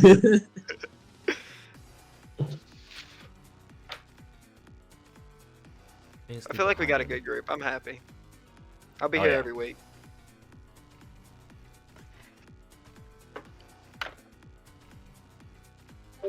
And I've returned. Hello, Welcome back. Bones. You didn't miss much. I'm still making the scene. Excellent. Glad I make the right call. There were a total of 3 guys in that entourage. There's only 3. Yeah. There were 3. I did say there were 2 right over, blocking the exit over here. I'm just gonna have this represent the gnome. Gnome is going to be cowering more so in the corner. And So like different damage types, like piercing, slashing, bludgeoning. What's the difference really? Some monsters have resistances. For example, not in every setting, but in some settings, skeletons are vulnerable to bludgeoning and resistant to the other 2. Okay. yep, if you're vulnerable, you take double damage. If you're resistant, you take half damage. And some monsters are immune to certain damage types. Some monsters like undead are immune to poison, for example. You want to go ahead and put the token for Monica next to me, because I know she's invisible, but She did step inside, so she would be a little bit further in there. So is Monica like with Stefan, or is that like how it just works in general? Is that how the storyline's working, or is that I would be staying with her. I'm not going to let her get away. Alright. okay? You can clearly see Coco, so you can easily just track her. Mm-hmm. Okay. I just need to make sure that everyone's there. Alright. Everyone except for the guards are here. She...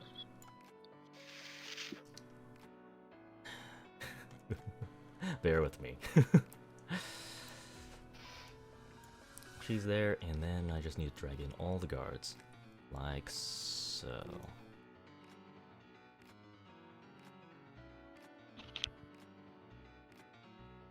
Alright. So everyone, click on your token, and then roll initiative from your character sheet.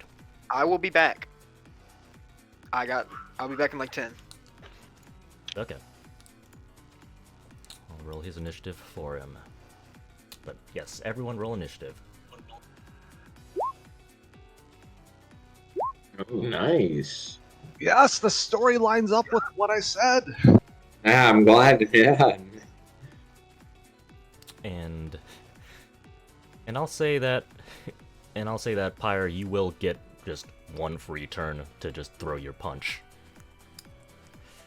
Since that is the start, I'll count that as the start of the entire combat. And because I don't want to keep track of 20 different initiatives, I am just going to roll 1 for the gang as a whole, and then 1 for the police as a whole. Yeah, that's a good idea. I'm just gonna roll it manually. I think he had 0. That guy is 0. And this woman had... I think it was 2 or 3. I'm gonna go with 2. 15. Alright.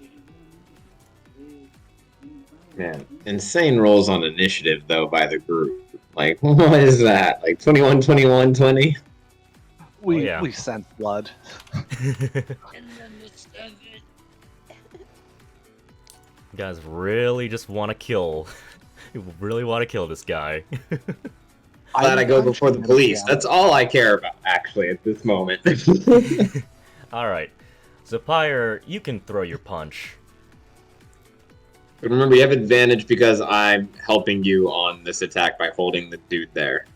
All right, that's a critical Smack. for 4 damage. Ooh. Is Critical that for right? 4 Yeah, it just adds an extra 1. Damn. Yeah, the next one. That's Alright. about the lowest damage I've ever seen on a crit.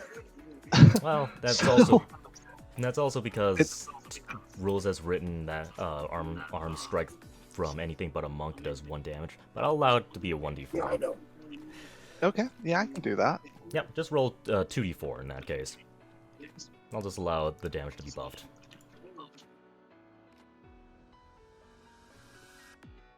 Four. So 4 plus 2 would be 6 total. 6 total damage. Alright, so... So I want to describe this as Yep. It's just one of those things where he's helping the guy. He realizes he's a little off balance. The guy pulls him into my punch. I sock him with the signet ring right upside his face. And it just leaves a big mark. Like, what do we see? What does the mark look like in his face now? All right. It is, for lack of a better phrase, a runic infinity symbol with a flame around it. Circled by, the ring actually being like a flat thing meant for making stamps out of. Alright. And he reels back. Ugh! What in the hell? Like, he still has a tint of shit on his face. And he... More to leave a mark on. Yeah, and he looks aside and goes, "What?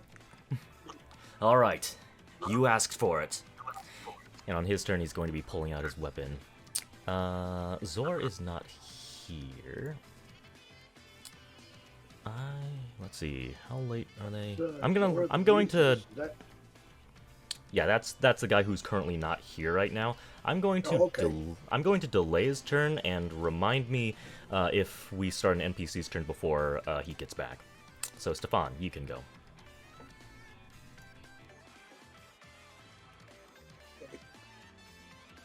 I casually gesture at this guy. And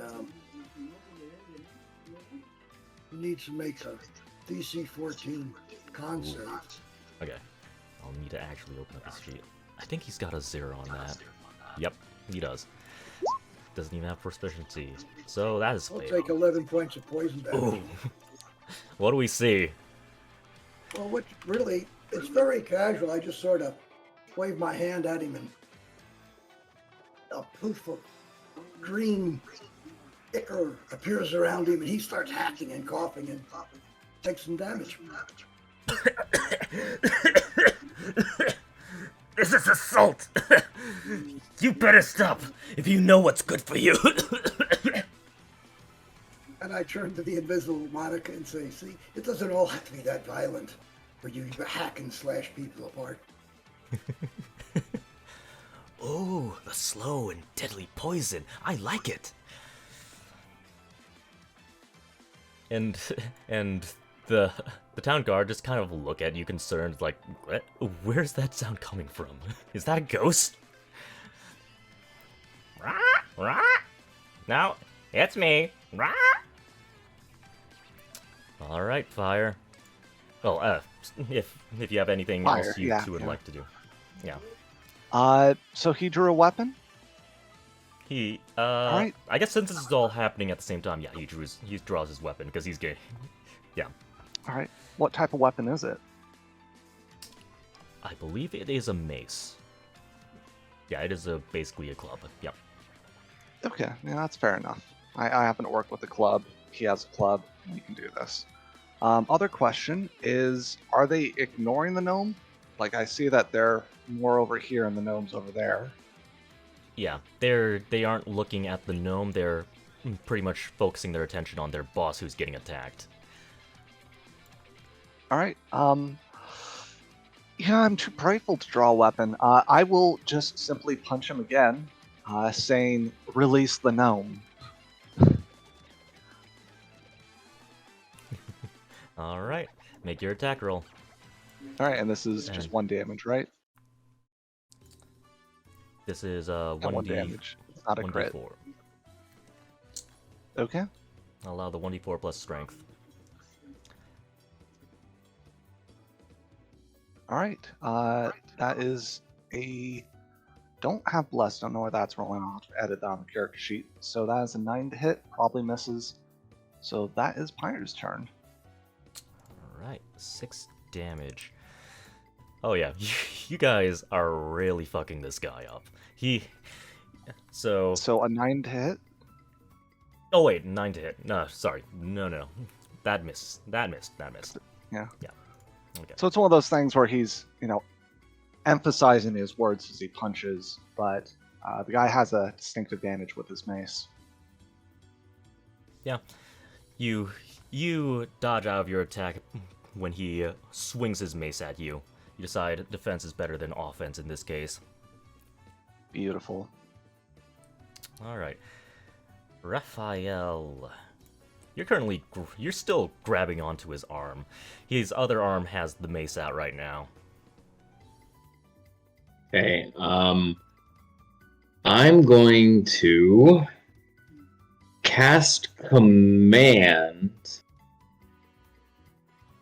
on the crime lord. Okay. And I'm gonna actually, like, as I'm standing up, whisper into his ear, I'm back. drop. Like, as in to, like, drop, you know? Okay. Fall down to the ground. Okay, let me just read that. Enchantment. Okay. Has the AI went yet? Not yet. Okay. Undead, if it doesn't stay related.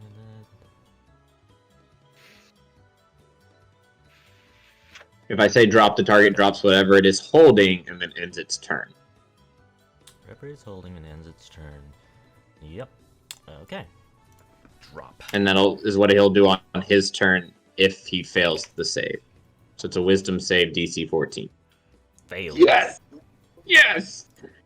And so, seeing that my command has taken root and he's going to follow it, I'm going to... Is the gnome 12 feet away from me, or is that like 60 feet? So it's in squares, so technically that would be 60 feet away from you, yeah. Oof. Oof. Okay, I'm going to use my 30 feet of movement and just try and close the gap between me and this gnome as best I can, and like as if I'm like kind of stumbling towards him, like, oh, we must save ourselves! So that would be, it's by 5, so it would be right there. Okay. Alright. Yeah, he drops his weapon. You also let go of his hand at the same time. He's a little thrown off by it. He doesn't make an attack of opportunity. He'll actually drop his weapon on his turn. On his turn? Mm-hmm. Oh. And then he ends his turn immediately, so he doesn't really get a turn at all. So he's like, now he's under my command for up until the end of his turn. Target drops okay. it is holding that ends its So he turn. does have a weapon to make an attack of opportunity with. It spends its turn Well- moving away from you. No, that's a different command. That's free. Oh. Oh, so that just ends its turn for this round. Oh, that. Yeah, so when he gets to his turn, he doesn't get to do anything. He just drops his weapon. I mean, if you want to rule it where he still gets an attack of opportunity, you can. I'm totally down for that. If you want to rule it that he's under my command so he wouldn't, it's up to you. Kind of DM discretion on that one. I'd say that. I mean, I think I would interpret that he'd follow the immediate command, but then after that he could still attack you. I'd probably say. I don't think. I think you could say he gets an attack of opportunity, and then the spell really takes effect on his turn. I'd say it probably takes effect now. Okay, so And ends its turn. I mean, yeah, no attack of it's opportunity, and then on his turn he'll drop his weapon, and so right now he's just kind of standing there with his weapon in his hand, and then on his turn he'll drop it and end his turn. That'll be pretty cool. This is part of the this is part of the problem with some of the. And that's what I'm saying. Like, you can still give him his reactions if you want up until his turn, Yeah. or you can say because I gave the command, he would not attack me. It's totally up to you. Like, some DMs are like, yeah, he's gonna attack you anyways. It's a call for the DM. Yeah. I'd say he probably could attack you. Okay. Yeah, go ahead. Let's do it the way you said that.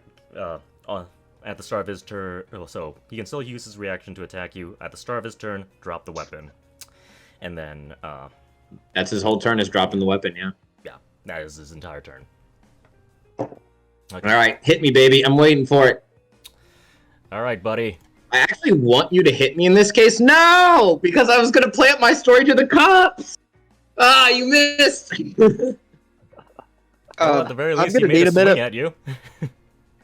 I'm gonna need Yeah, a he minute did for my swing. turn. Okay, that's good enough. Oh, you saw as I'm stumbling towards the gnome, and that's my turn. Which Zor would actually get his turn since he was Yeah, gone. I'm gonna need a minute. My cat unplugged my Ethernet cord and my computer is off, so I have to reboot. Ooh. Give me like 3 minutes. Okay, I didn't have a Windows Guy gets update. We're on his good. keyboard usually.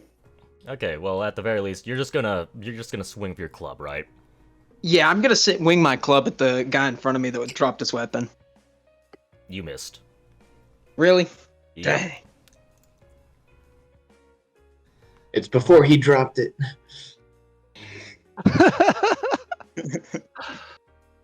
As I'm giving the command and whispering, like I'm pulling his shoulder to me, so you miss with the club, and I'm like, "Oh, sorry, didn't mean to make you miss."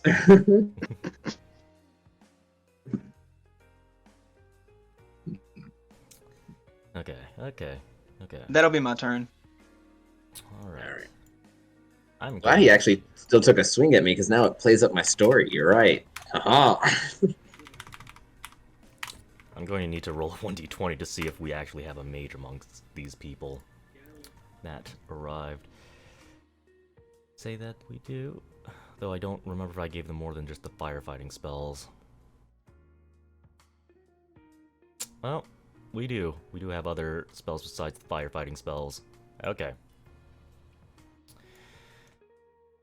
The hobgoblin woman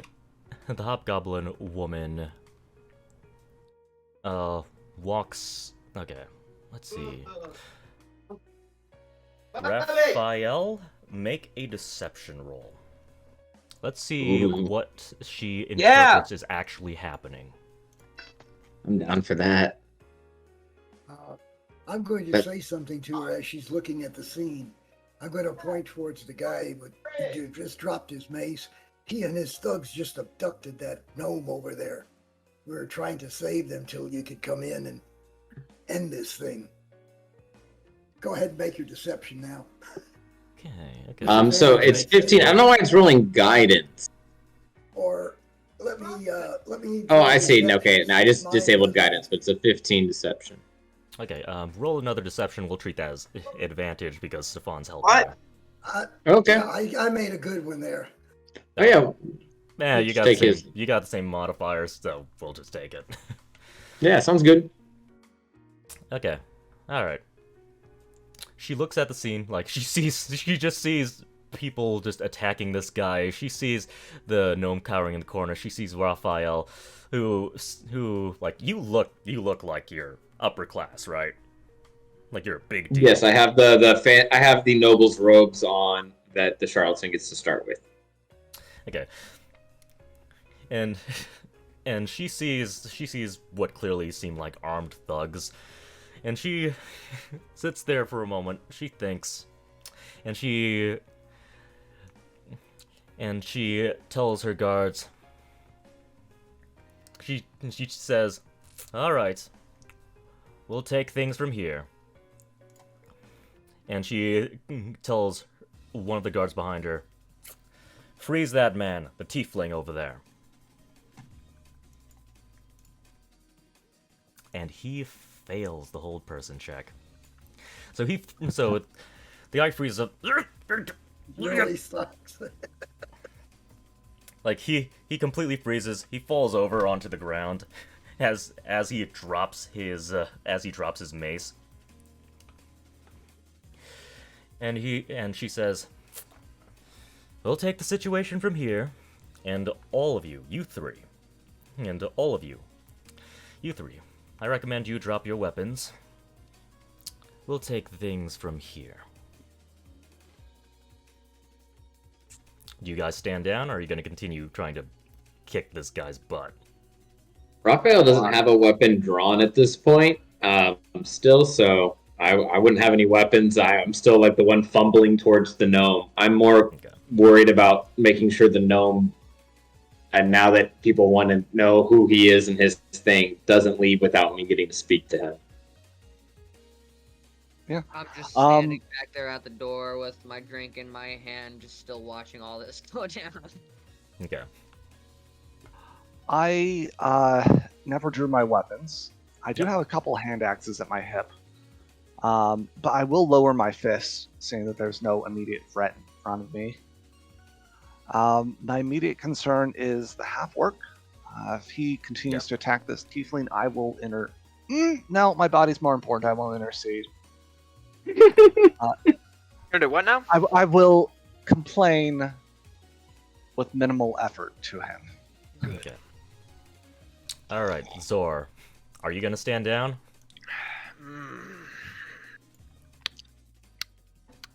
Let me open up my sheet.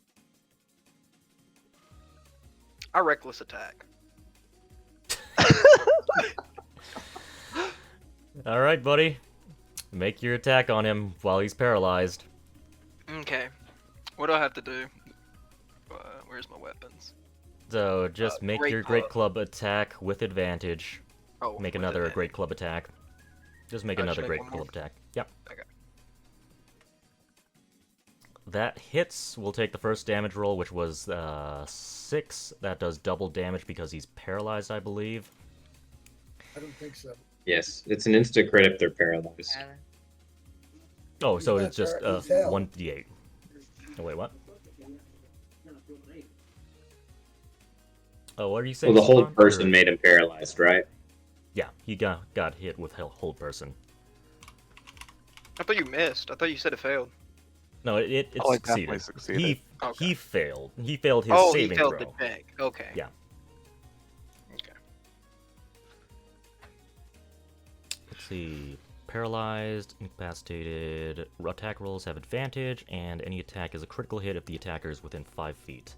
So you roll an additional 1. It's not double damage. You just roll an additional 1d8. So roll 1d8 for me, James. He's got both of them. Make it a 10. 1d8. So +2 or no? No +2.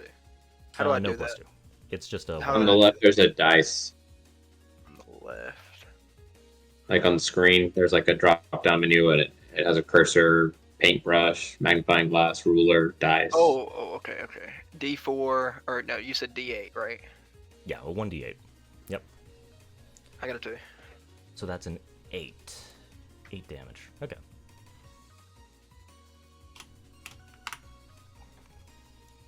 Eight damage. Are we still going in like the turn order type of thing, or is this like a neutral situation? This is more like a neutral situation, but we might continue off on the initiative order starting after Zor's turn. Because everyone else seemed set to stand down until Zor. I mean, So this is gonna sound weird, but if it's a neutral situation, I'm gonna keep kind of like crawling backwards towards the gnome, and I'm gonna cast like a minor illusion to where it almost sounds like alarm bells are ringing. Oh. Ringing, dinging, ding, dinging, ding, ding, Alarm ding, bells. ding, ding, ding. okay. See, I don't wanna be- Like a villain, but I really want to But it's a murder. minor illusion, and so the alarm bells are only going to be ringing in Zor's head. He would just all of a sudden know that. Oh. Hopefully, he'd be. I don't know. He probably wouldn't realize it, but yeah, now there's this alarm bells ringing in his head.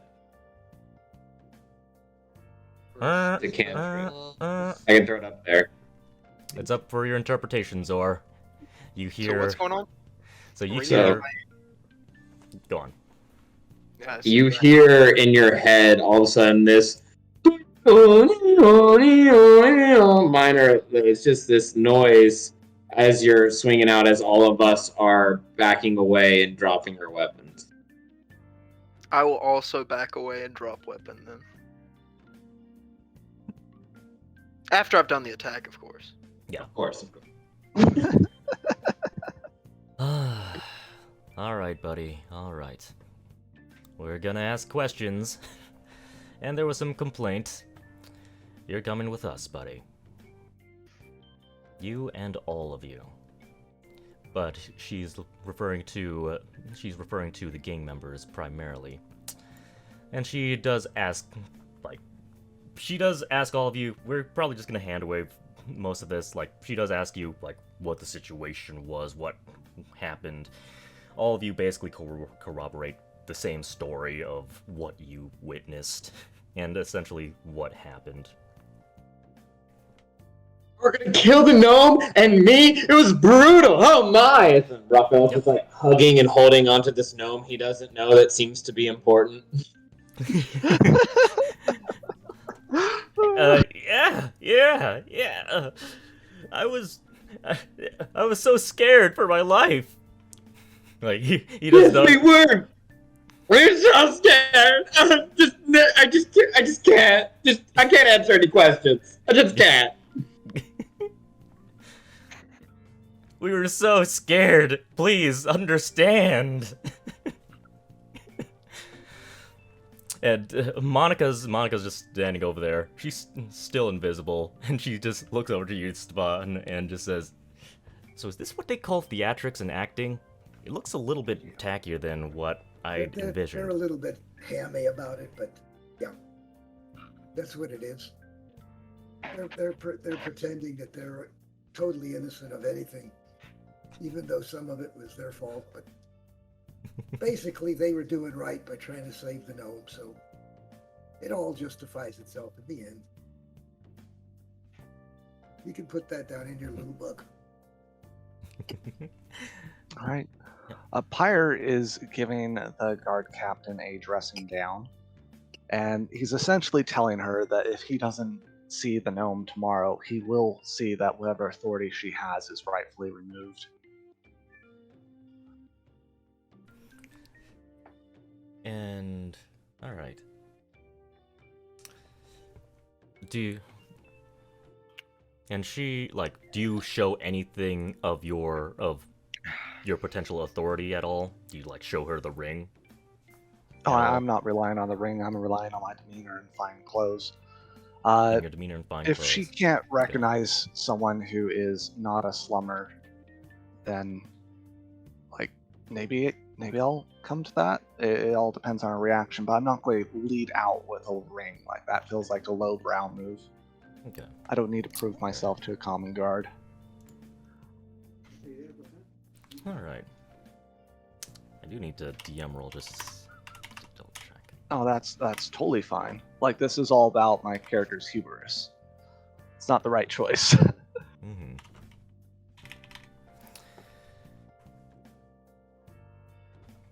If there truly is no wrongdoing, then you don't have anything to worry. If he has done absolutely nothing wrong, then don't worry. We're in a game of chess. He was dragged in here.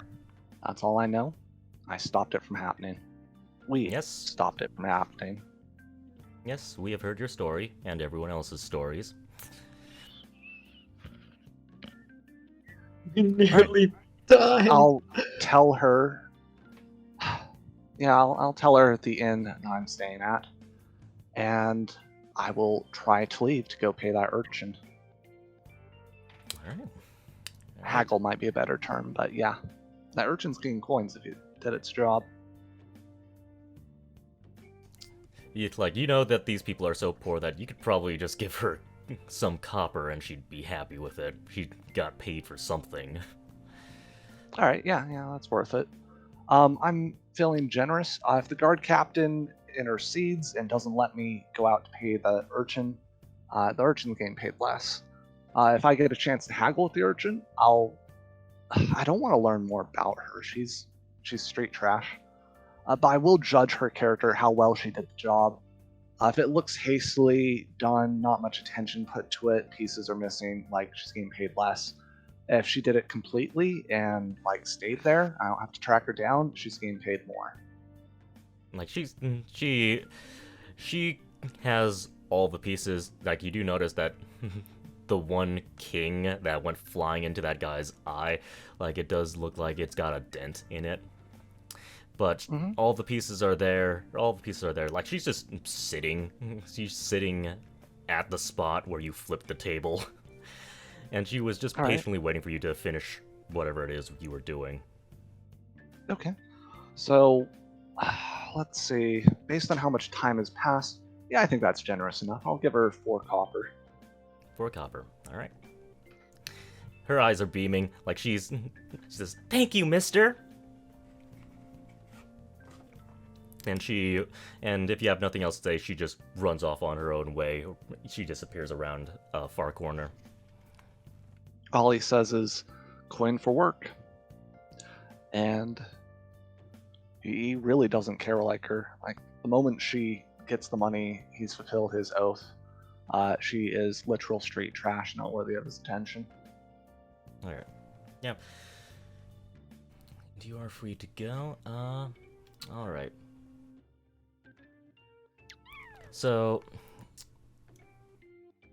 the other guards flood in. And it looks like she is interrogating the crime boss next. Who's gonna stick around and who's gonna leave? So can I steal that staff that's on the ground still?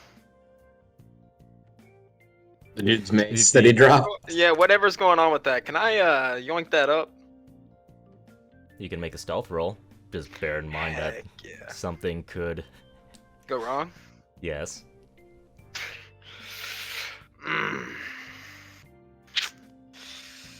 Orcs are stealthy. Oh, fuck. Not stealthy enough, apparently. Not stealthy enough. Also turn off that guidance.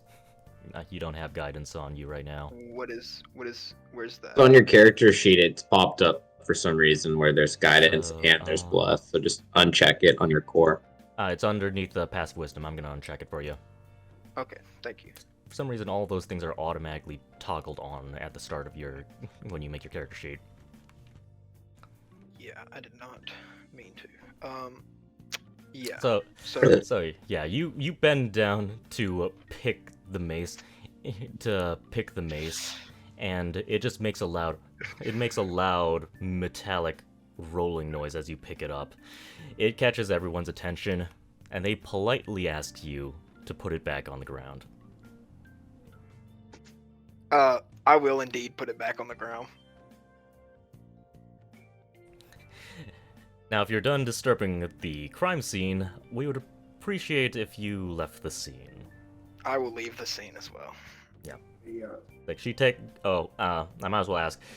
She does try to take everyone's names.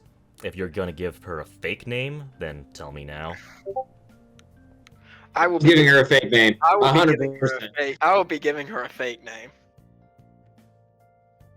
Since I've been here for a while, and I feel like I'm slightly known, so I don't know if I'd be able to get a fake name. Okay. Very new to here. So.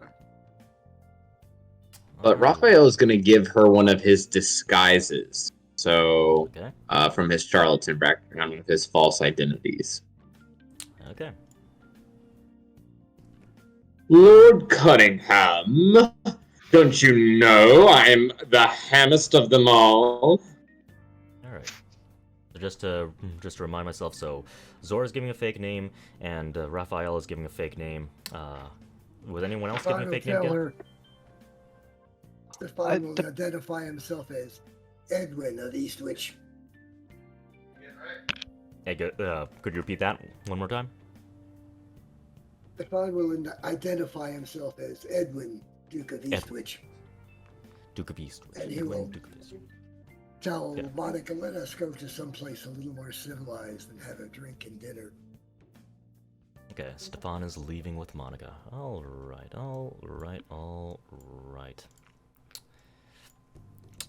Okay, So as Stefan exits the door, Pyre is near the building and simply gives them a nod of respect.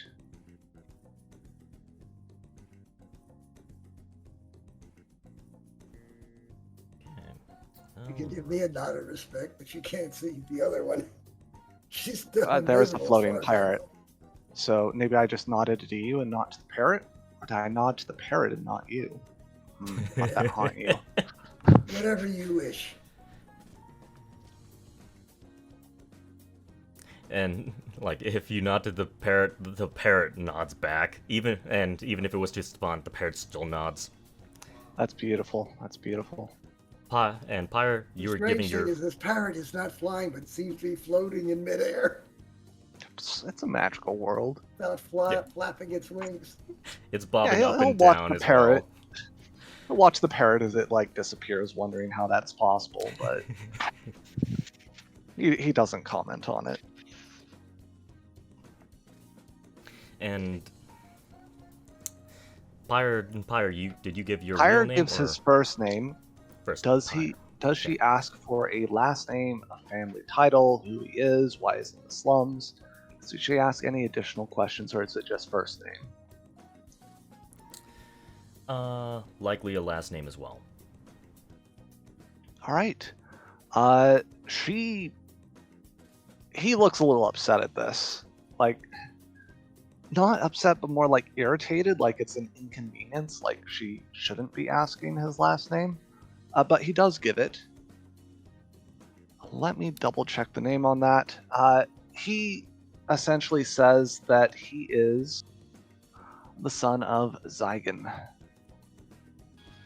Pyre, son of Yeah. Zygon.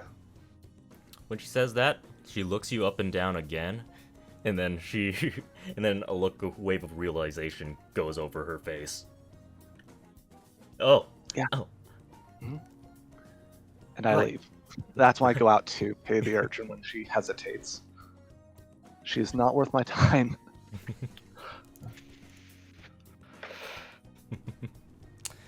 And for those of you, so this, I guess chronologically, this would have been before you went out to pay the urchin, right? Or is this afterwards? This would have been before, I believe. Okay. So I all don't of you think she would would have have let him leave before getting the name. So all of you would have heard this, and at the very least, Zygon is one of the actual gods in this world. Zygon, the god of fire. So all of you would be abundantly familiar with. Even the orc. I'd say so. You're at least familiar with the gods. All the gods of the pantheon are known throughout the entire continent, and there aren't very many of them, anyways. Okay. Alright. Do I still need to make the deception roll? A deception roll for what? Deceiving the lady. About my name. I'm going to say no. You guys don't need to make deception rolls. We'll just roll with that. Okay. And is anyone else leaving the scene? Because she's still going to be talking to this person as well as I would be the leaving the victims. scene. Who's left on the scene? I think we've all made our way. I think I'm still there, but I'm not sure what I want to do. Like, can she fully see me? I'm Yes. still at the back door. Okay, if she can see me, You I did say that you want to put the caltrops behind the door and then shut it. So you basically, that in my head you walked inside. So you definitely would have been in view. Okay, I guess I'll use my way through, and I'll just smile and wave and be like, "Shh," Maybe you've heard of me. and walk right out with my drink in my hand. All right. Okay. And Raphael, you're one of the victims. As long as I'm there, I'm definitely putting up the show. I just can't. Don't you know who I am, Lord Cunningham? Oh, the hammer's of the hands. Oh, and I have my hand on like the gnome, and I'm dragging him out with me as we're leaving. Like, you're coming with me. If you go, like, for whatever reason, we came in here for you, so you're coming out with me. One of the guards like says, "Now I know you're distressed, but please just wait a couple moments. We do need to ask you questions, okay?"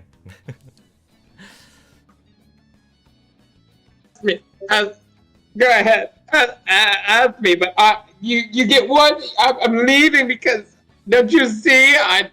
The Lord Cunningham. Okay. Before we resolve your situation, I am actually going to play the conversation that's going to happen between the two. Sounds good. And So I'm gonna most likely I would actually be listening for that conversation of what the crime lord is trying to say or whatever while I'm distracting whatever guard is in front of me. Yep. At the very least, Ash, you already know that in Veer, justice has a price as well. You've been here long enough to know that, and you know that the police can be corrupt as well.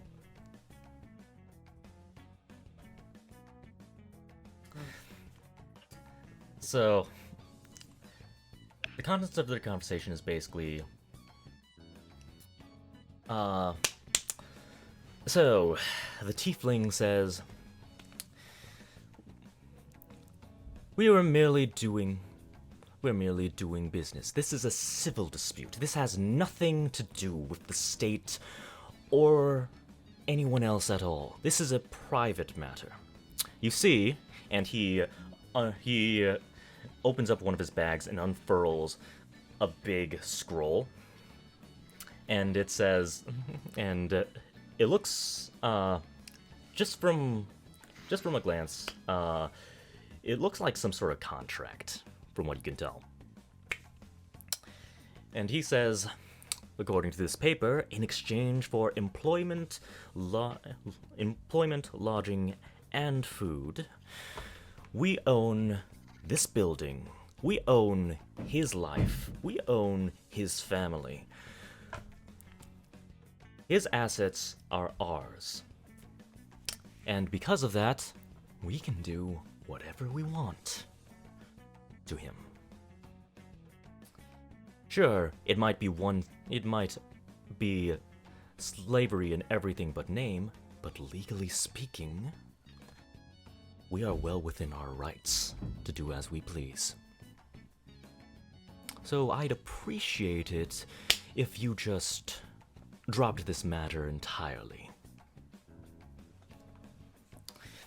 And she takes the contract, she looks at it up and down, and she tears the contract in half.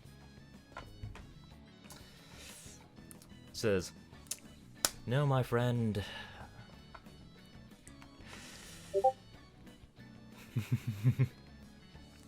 No, my friend. Here in Veer, we don't condone such behavior. You're coming with us, and you will be facing justice. You are not the one who rules the city, and we are not going to allow you to do however you please. Now come along with me.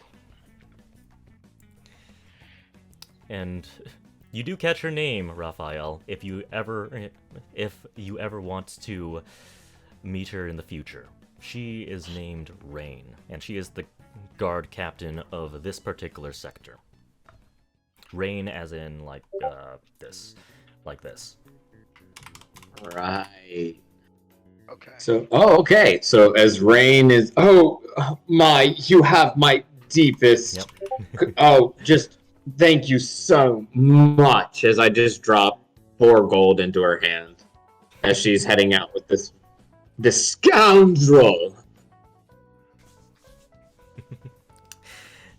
Yeah, and she basically lets, like, they ask you other cursory questions like, are you okay? Like, they just want to make sure that everything's fine with both of you, and basically the guards just let you go. All right. Zorg would have had to bust it back in there. Look, you left. You left. The only person who could have seen this was Raphael, so he would have had to get you guys. I Oh. was outside the door, but I didn't see what was going on. I was giving them no Still by the privacy. door. Okay. Well, I'm by the window, I guess. I guess if you wanted to stalk and just view what You was see me shooing them away as we come out, as I see them like just peering around, like the face, like we're getting away with it. Get the fuck away! As like I'm shooting, and then as soon as she looks at me, oh yes, oh you're just amazing. As soon as she looks away, get the fuck away! Get the fuck away! Get the... Yep. So you guys are turning in for the day, and you guys all just so happen to meet up back at the same tavern. In fact, I'll let you guys describe what kind of tavern you guys want to stay at. It can be upper class or lower class. It's up to you. I believe that Middle we'll class. be heading toward a better class place. Okay.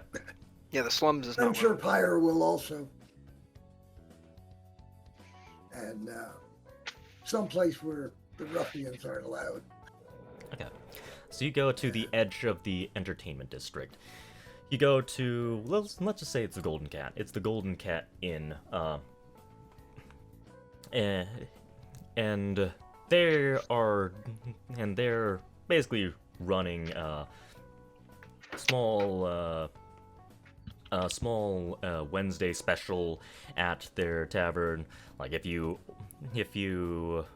let's say gigantic meat haunches with the bone in, roasted over a big fire spit on the spot. These things they're selling for 1 gold piece each, and it's a big chunk of meat. It's I want a basically gold steel. haunch. I want a haunch. That sounds like the kind of place that would be good to go to. By the way, Pyre, you'll notice I am wearing a cloak closure that is actually has the It's dead. holy symbol of your father. Oh dear. I'm not sure what he thinks about you. Would he hate you or would he like you? So he's suspicious. He's welcoming at first, but when he sees you at the same inn as him, he has a different attitude. His eyes are a little bit narrowed, nostrils a little bit flared. He's definitely judging you.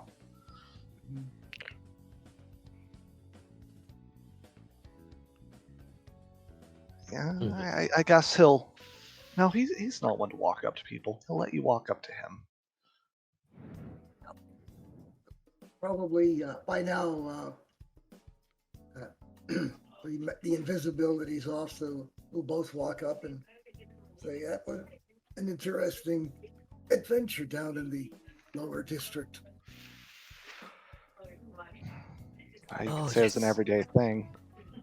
It's probably an everyday thing down there, but for those of us who don't go there that often, it's an interesting adventure, right, dear? And I turn to Oh yes. I took some great notes. I didn't know exactly how desperate and depraved some of the behavior could be, and I also didn't know how light and mischievous some of their actions can be. The world, it's so interesting, so different. I love it. You were the one to carrying the observe, parrot. but not to be part of, dear. Same height, same bobbing. Could you repeat that, Stefan? What did you say? I said it's good to observe, but not to be part of, my dear. Aw, but it looks like fun. It'd be dangerous. You see what happened to that ruffian that was leading those. That could happen to any of us in the wrong situation.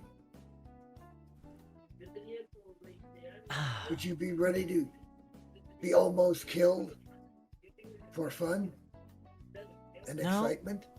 I suppose that doesn't sound fun. Alright, I'll stay back for now. That's very good. More importantly, and Pyre's eyes focus on your emblem. Why did my father send you to spy on me? I don't know your father. Yet you wear his symbol. Today,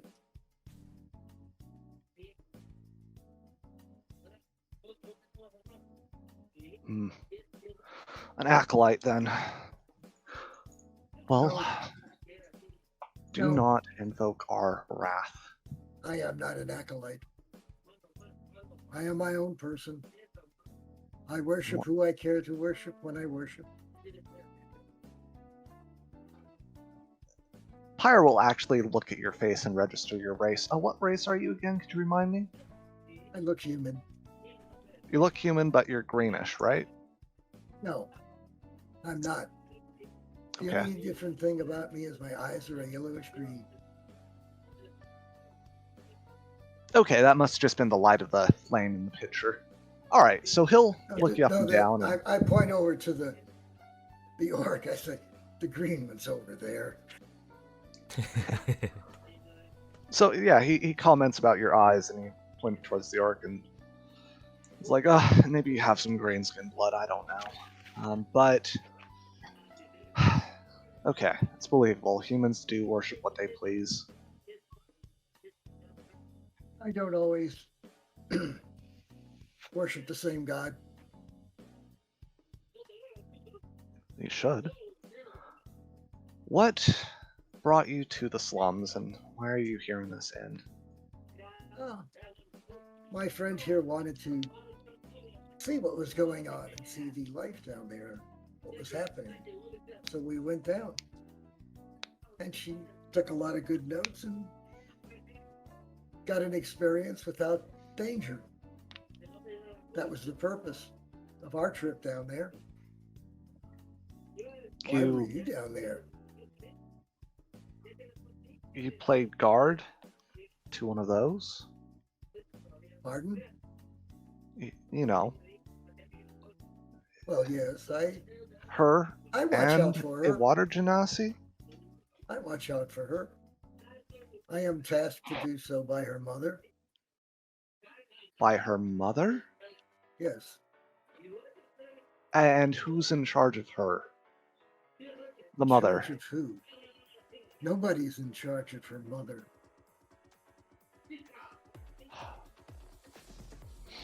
He's gritting his teeth right now. Clearly wrapping his head around this concept.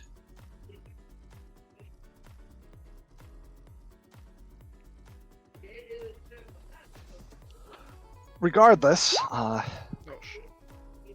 I am a legend in the flesh. I came here for similar reasons, to test my abilities. Experience something new. You can only learn so much from books and lectures. Besides, the fair is going on.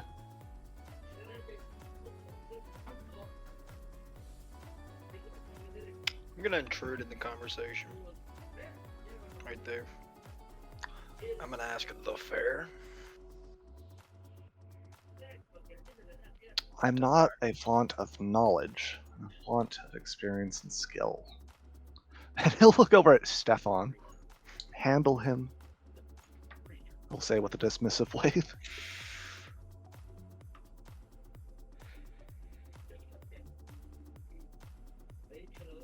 Chuckle. Would you like me to just step in, because you probably don't know much about the festival that's happening in Veer? Probably a good thing. Okay.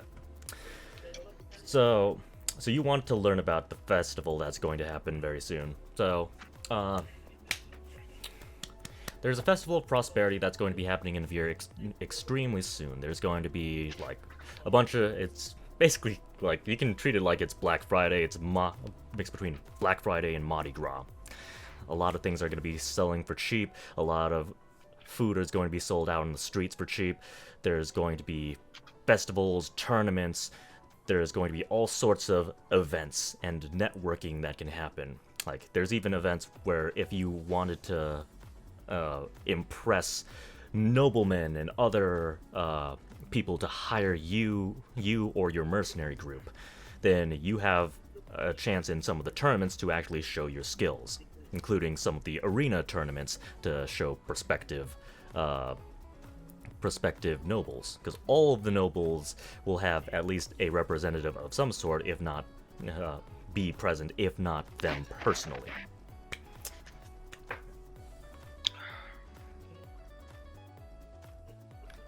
And that is essentially the tournament of power. It's both opportunity as well as just allowing you to just get shit-faced drunk, basically. In itself isn't all that bad sometimes. And everyone else is present at the tavern. You basically can see this unfolding. If anyone wants to just insert themselves into the table, you can feel free to.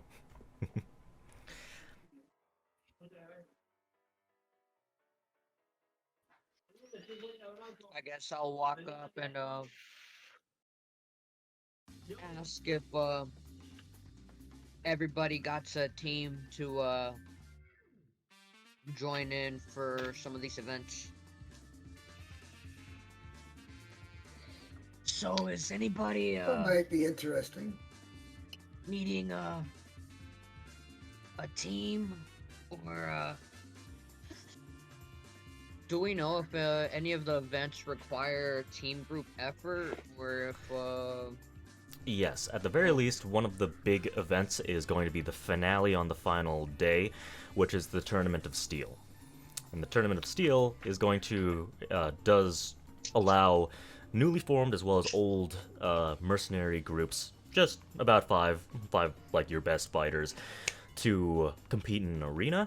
And if you perform well, then you will get the eye of pretty much all of the ruling houses, as well as minor houses and other merchants, and just build up like reputation amongst them. I'm not interested. Is there a prize? Yes, there's gold prize, and if you perform well enough, there might even be a magic item prize. Zorg walks over and he says, "I'll join the team." And I think as Zora's walking over, Raphael would be busting through the door with the gnome. Why is this guy important? Who are all you people? What are your names? What is the team? Pyre nods at the gnome. I look down at the little man. Thank you.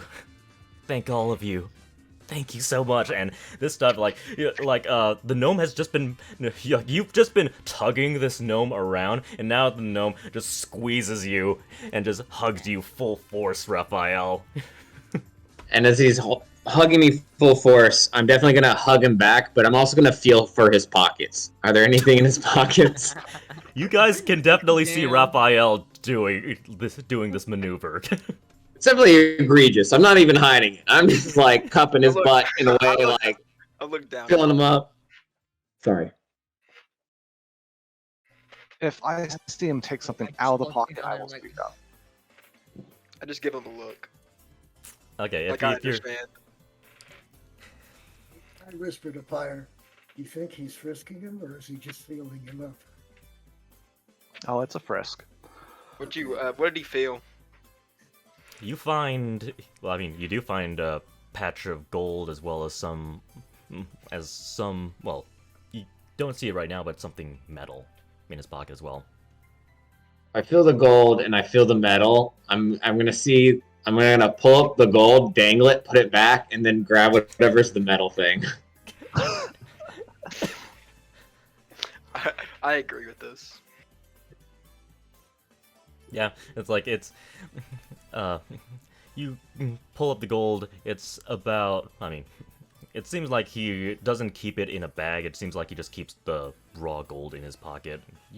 You saw 6 gold pieces, and the metal thing, it looks like some strange watch. It doesn't look like a I'm gonna standard watch. try and just finesse the watch out with 2 fingers and see if I can't just then like hold it up behind his head to everyone else, and then like a showmanship type of thing, and try and make sure the gnome doesn't see it. Why is he important again? Why? Why? Who are you? What did I just get myself into? Who are you people? Out of character DM, I'm going to introduce the gnome. What is his name?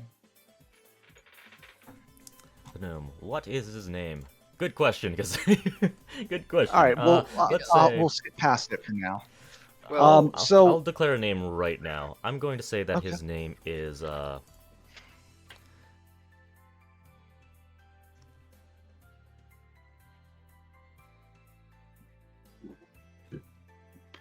yeah, I'm going to say that his name is yeah, is yeah. Give me a second. All right. You're tripping on this. I will announce the gnome's name and say, this is the chess master of the Slum District. He is my chosen opponent. I am Pyre. is Pyre planning on telling anybody about the watch? If you take it, yes. Well, I'm pretty sure he's already taken it. Okay, yeah. So, like, you hold it up, you do the showmanship, you go to put it in your own pockets, and I would like Pyre. to distract Pyre during this spot. Like intervene, like block Pyre's vision from the gnome and Rafayel. Okay, so you put the gold coins back so he's not paying the most attention. He is paying attention, but there's a possibility of this happening. DM, what would you like us to roll? Okay. So, alright. Set the scene one last time for me again, and then I'll decide how you're contesting. Okay. Rafayel is stealing the watch. Yep. I see that Pyre is going to intervene. Yep. I am in between them. I want to be in between them in this Yep. situation. So Okay. block the vision and try to prevent Pyre from saying anything about the watch. All right, so I You think that's can't- fair. Pyre does not see it, so there is no sleight of hand. However, he does know what's going on. He doesn't know if it's returned or not, so he'll go for a more neutral path. You block it. He raises his voice a little bit, sounding a little bit annoyed, and he simply says, as my opponent, he falls underneath my protection. And he'll leave that threat just be implied. Okay. As Raphael definitely is seeing everything go down because he's, probably moving the gnome around with his other hand, like making the gnome see everybody. You see, and then make him face me again. You see this man? He cares for you. Who are you? Pyre. Who the fuck are you? And why do you care? And now I'm holding the watch up in front of everybody. Wait, that's my watch! Yes! Who are you? Who are all of you? Pyre, that doesn't help me. I don't know who you are. And how tall are you? 6 foot. 6 foot. So I'm definitely holding it probably like just at the tip of his reach if he jumps. I mean, yeah, that's probably... I don't think gnomes are that tall. I think they're comparable to halflings, aren't they? So yeah, he tries to jump. It's like, give it back! I'll let you stand on my shoulders if you. Why don't just help me grab it? I mean, why don't just grab it? I'm 5'1". I'm not gonna be I able wanna to grab reach it. for it. I want to grab it. I want to You're gonna grab it? Yeah. I'm gonna grab it. I'm just gonna let whoever grabs it. I'm not holding on to it. Okay, I or inspect the watch while I grab it. okay, you grab it. You take a look at it. You inspect it. Like, are you got? I really want to inspect this, like really inspect it. So this watch, it has a unique stone right in the center of it. it's almost like it goes between different colors, like a rainbow, almost. And it doesn't look like it tells time. Can I ask him where he got the watch?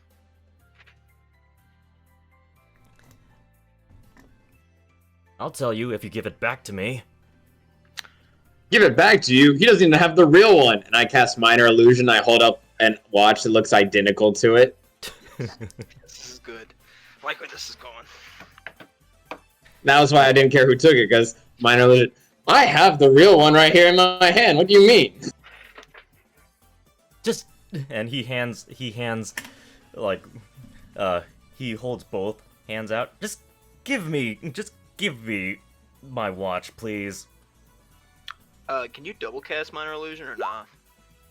So it's a cantrip, and so basically right now it just looks like it's there, but no, I can't cast it. Another one that would override this one. It's a DC 14 to see if they can tell if it's the illusion or not. But again, if he touches it, he'll realize it. Yeah.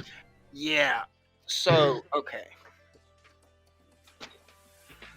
Can I try to figure out the mechanism or like what's going on with the like? So you said there's an irregular stone in the watch, right?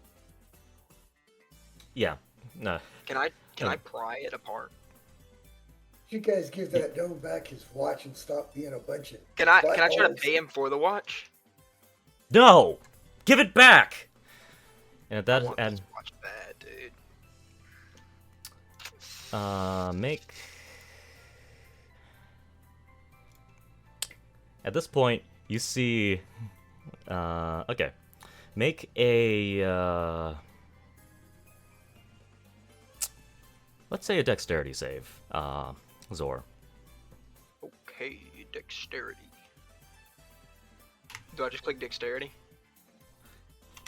There's a Not the one.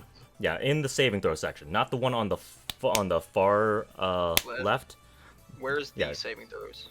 It's right next to it. It's just above the skills. It's just above that box that has all your skills. It's the one above that. That is the one with all the saving throws, and to just click dexterity from there. That? Yeah, I got fucked. You see a parrot swoop by, and it swipes the watch right out of your fingertips. Well, right out of your hand. And it's holding on to. Oh, never mind. Go ahead. Oh. Oh, right. I don't think I get the advantage. Do I get the advantage on that or no? Because I get advantage on dex throws because of danger sense. Affects Danger? is it? It's not attacking you. It's not attacking. It's not attacking you. It's just trying to take the watch, and you were focusing all of your attention on that watch, and what was in front of you. I think that is. I'm. Yeah, I don't think this would be. No, I'm gonna make the ruling no. Okay. That works. And so upon seeing that they get the real watch, my illusion, I definitely drop and just start laughing. I don't mean to stir the pot. I just shit where I eat. I mean, what? No, that doesn't sound right. Coco lands on the gnome's head, and drops the watch into the gnome's hand. All right. So Shit, I need that watch. I'm getting this watch. the gnome backs away from you, and Coco Put it flies back in up. his pocket, or what's going on over there? Oh. He's still holding on. He's still holding on He's to it. still holding on to it. Yeah. Firmly or like? Yeah, very firmly with both hands. All right, I'll let it slide. My goodness, you people! You saved me with one hand, and then you robbed me blind with the other. It was just a joke, man. You should give us the watch for your No. repayment. Oh, hold on. Instead of the watch, We saved your life. hold on. I like where you're going here. Don't get me wrong, but watch. I mean, I like trinkets. Don't get me wrong, but I think information might be more handy. why were those people after you, and why did we just stick our necks out for him? I think it's fair payment. Well, we know that they have the contract. What contract? Why? How? What is so important about this? Why? What are we even doing here? I mean, I get the festival and all, and we stuck our necks out. Is it just for shits and giggles, or is there a greater purpose? That's all I'm trying to find out. And the gnome just gives a sigh. And he fiddles around with the little watch. It opens up, and you can see a rainbow light just kind of erupt, like it fills the whole room. Damn bastard. Now got my attention. I knew the watch was important. Look.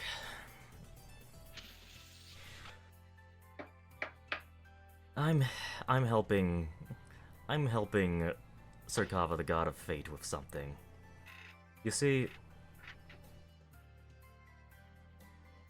there has been some situations recently where it seems individuals with godly power just keep popping up. And I just want to help our god of fate get down to the bottom of these events. What does the watch have to do with that?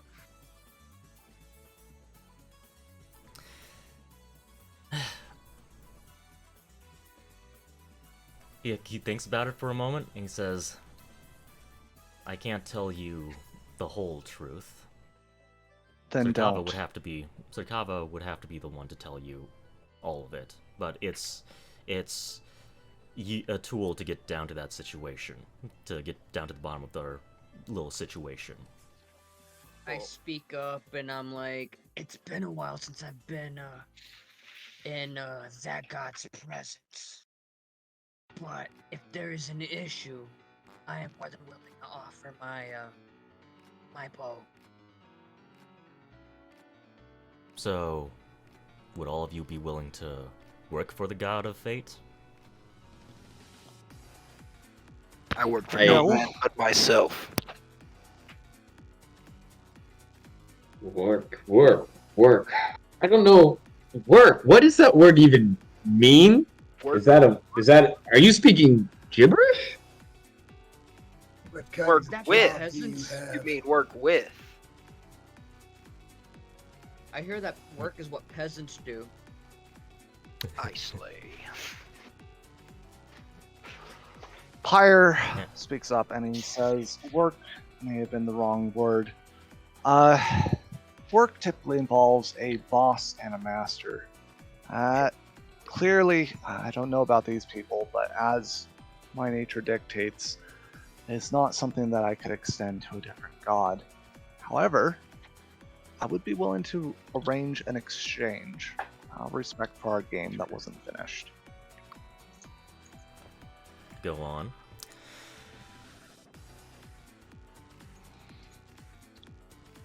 He's breathes in, breathes out, thinks about it.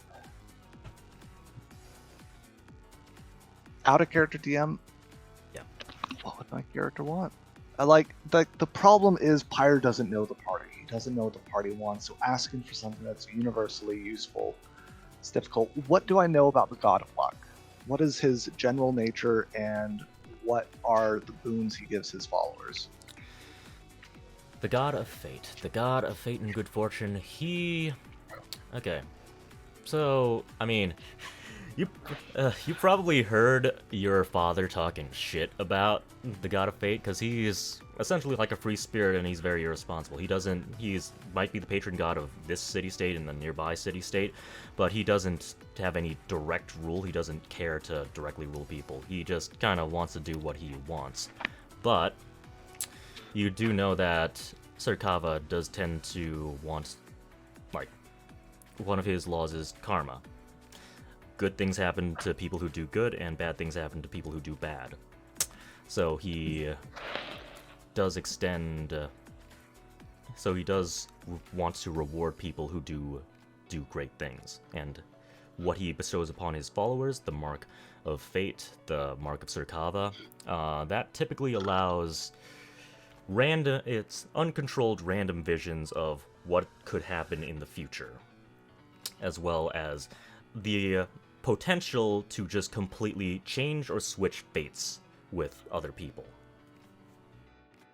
I don't like that. Okay. So, Pyre will offer him two options. He'll say, in exchange for a month's work, your god will either grant us a boon at winning competitions in this fair, or you'll allow us to cheat fate and avoid our next untimely demise.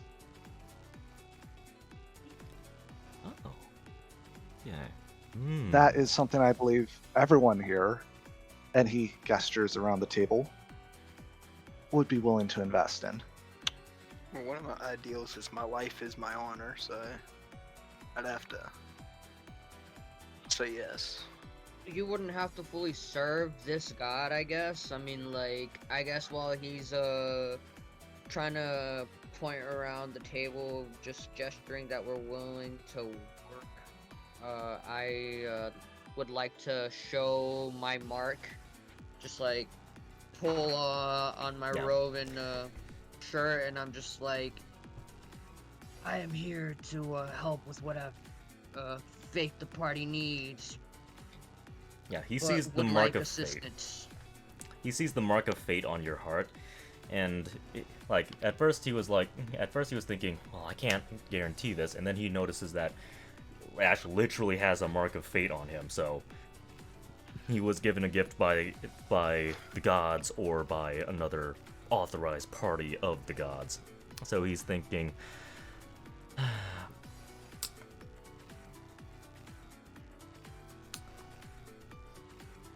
alright, if you can help me get down to the bottom of the problem I'm having, then yes. I'm sure I can get Serkava to allow you to cheat death or to rig your Let luck participation shine in. on us, not Yes. rig. Just tip the I odds in our suppose. favor. I'm sure Serkava will be willing to give you a boon in return for the service. Someone write this down. We're gonna Oh, need this later. I'm If I had very. a choice, I We're would choose definitely the gonna die. boon of not. I making pull my out. Fate. Oh, sorry, go ahead. I say if I were to choose, I would choose the boon of not making my untimely demise. Yeah, me too. Festival games are but games. If you I win, you win. If understand. you lose, you lose. I like this man. He seems to make good sense, and I pull out a quill with ink and parchment. If you're making a deal, you best sign for it, my good sir, and the Serkava. I look around the table, and almost you see the gold kind of maybe blush a little. I am more than interested in what your god has to offer. Okay. And very well, very well. We will make a contract, although it might not be the usual contract that you are used to. This is a binding contract. And he takes the quill, and you're expecting him to write like terms and agreements like as like this party agrees, blah blah blah blah, signature down here. That's not actually what he draws. He draws in a circle. He draws in a circle on the sheet. And he's writing what looks like arcane letters. And right in the middle, he draws the symbol of Serkava, the god of fate, and I'll just post this in general chat. Oops. Damn it. Crap. Give me a second, I accidentally just did something.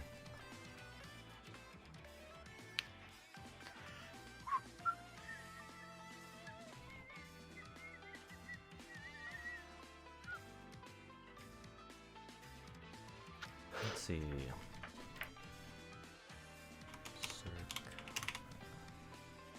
There it is. Location, go.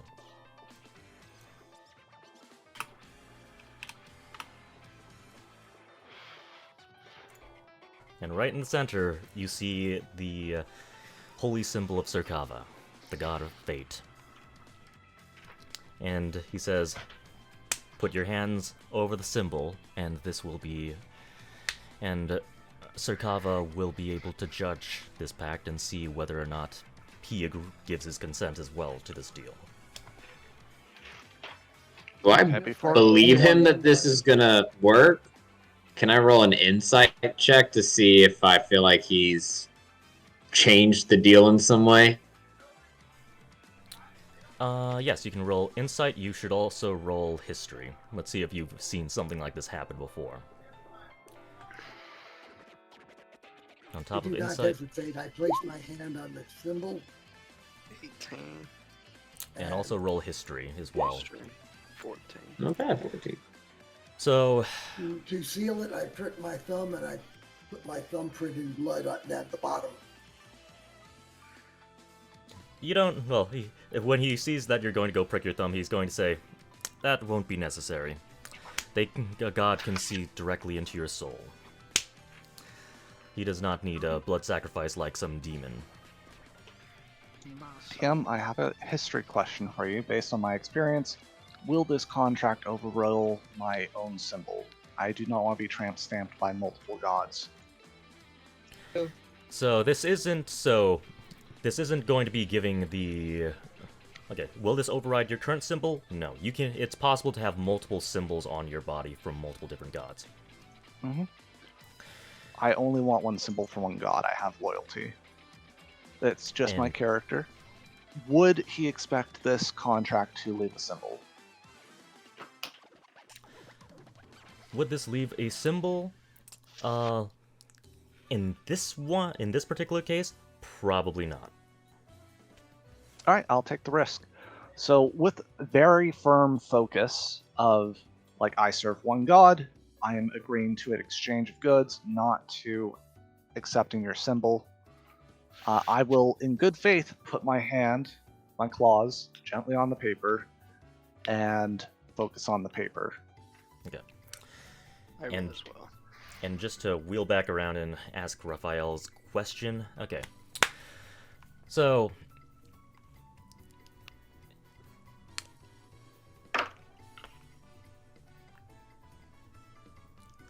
make an Arcana check, because I want to see if you can read those arcane symbols first. If you Oh, can wow, or okay. can't read those... Oh. okay. Oh, 18! High rolls on this. It's 18, 14, 18. 3 rolls. So, just by skimming it, well, actually, you do look it over, like, before people start putting their hands on it, you start reading, well, as people start putting their hands on it, like, you start reading, it's like, yeah, this looks like, Pyre, in your tool proficiencies, that's probably where guidance is, so you want to switch that off. Okay. But anyway, you're reading. It looks like everything's as you guys have discussed, essentially. And then, like, people start putting their hands over it. They start blocking the text.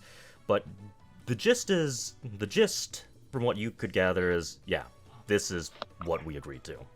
And this sort of stuff, like, you might have had some apprehension of, wait, is this standard? Do people do this? But your character has definitely seen these things happen at the holy temples as well of these gods, and for very important occasions, especially noble paladin quests, you can see that people have done this. People do this for something that's very important. Excellent. So as I realized the importance of it, especially seeing it, and then like just with my race background as an Aasimar, and with the background of never really getting to be in a contract like this, like all Aasimars know what this is, and yet I haven't. I go ahead and just take out a gold coin, flick it in the air, catch it midair, and say, "It is the god of fate." And I slap my hand with the gold coin right on top of everyone else's. All right. So everyone has put their hands on there, right? Has anyone not put their hands on there? Okay, I'll take that as total agreement, and we'll have to check to see if. Go on. Does she put her hand on it too?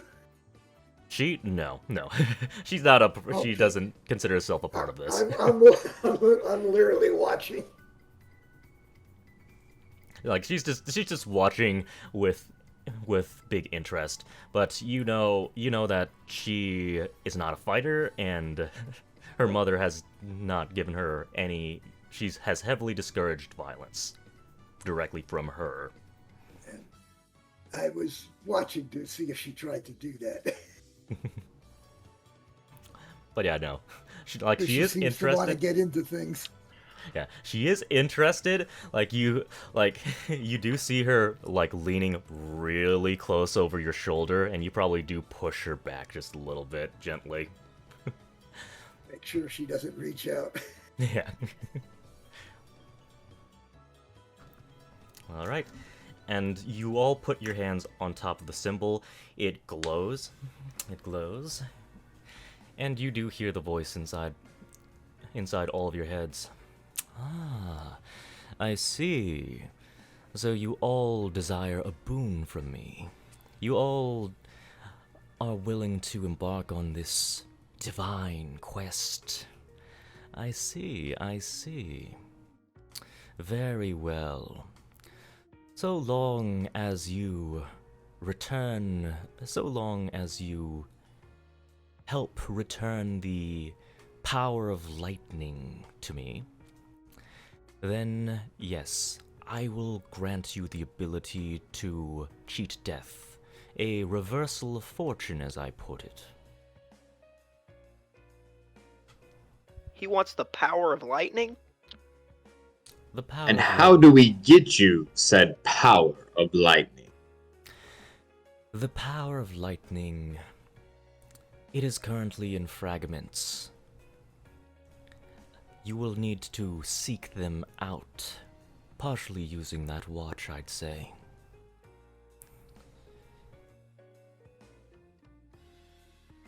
By With the himself. watch. Oh, so I was right to take. I mean, what? Never mind. So Continue, we- Lord. so Continue, we- great God. Please So we do get not. the watch? Or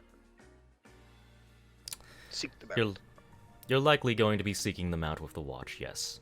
That is Yes. part of your job. The watch! We get the... I'm holding the watch, just so we get the set clear. Thork calls dibs. I believe Yes. I would trust Pyre. The No. watch. Nope. I will use my last rage right here. I want the watch. Pyre hushes them and says, "A god is speaking. Do not speak over him." Thank you, son of Zygon.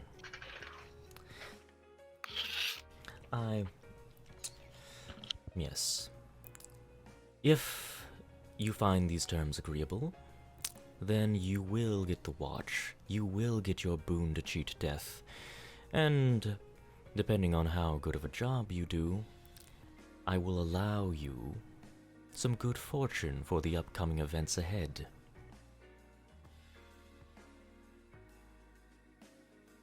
I think I speak for the party when I say that is most agreeable.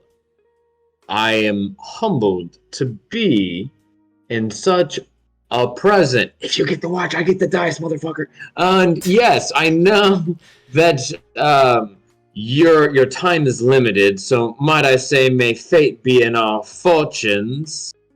And, well, I guess that means may you bring us fortune. Very well. In my mind, I just think, agreed. and accept your gifts and blessings. I do not speak aloud and make a fool of myself to somebody who speaks in my mind. Yep. You can all respond telepathically if you so desire. No, I definitely said mine super out loud. We noticed.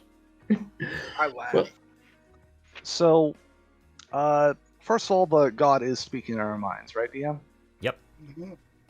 All right, I will mentally reach out to the god, shake his hand, and tell him it is agreed. Yeah. Now that I think about it, you are technically a demigod, so you can technically still reach out. Yes. So yeah, Mhm. that does happen. Okay. Yep. He shakes your hand, like you can see the mutual respect. He respects Zygon and his descendants. Yeah, it's not a sweaty handshake. I'm happy with that. Good on both sides. We'll do it. Okay. And you don't have to let Rafayel speak for you two either, Ash and Zor. You can just agree yourselves as well. Yeah, before I fully agree, because I mean, like, technically I'm already one of his servants, I just wanna ask him, about, Your problem? yeah, about how much longer till we can, solve my, issue with, Rosand? Yes. All right. This is private. Well, I'm going to. You know what? All of you are touching the same strip of paper, so he will say, for your personal problems, I will talk to you privately after we have sealed this deal.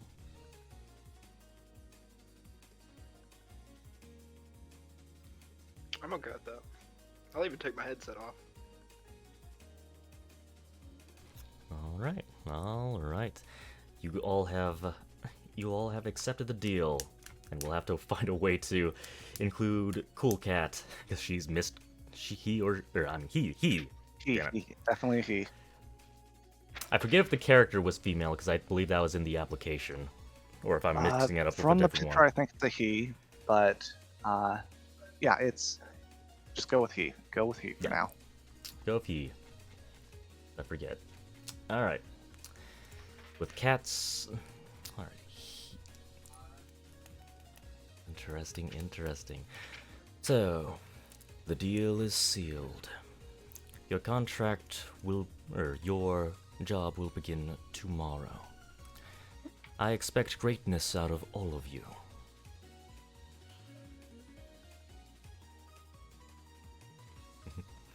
And all of you, and if all of you are done, you all will pull off your hand one by one, but Ash will leave his hand onto the document to speak privately.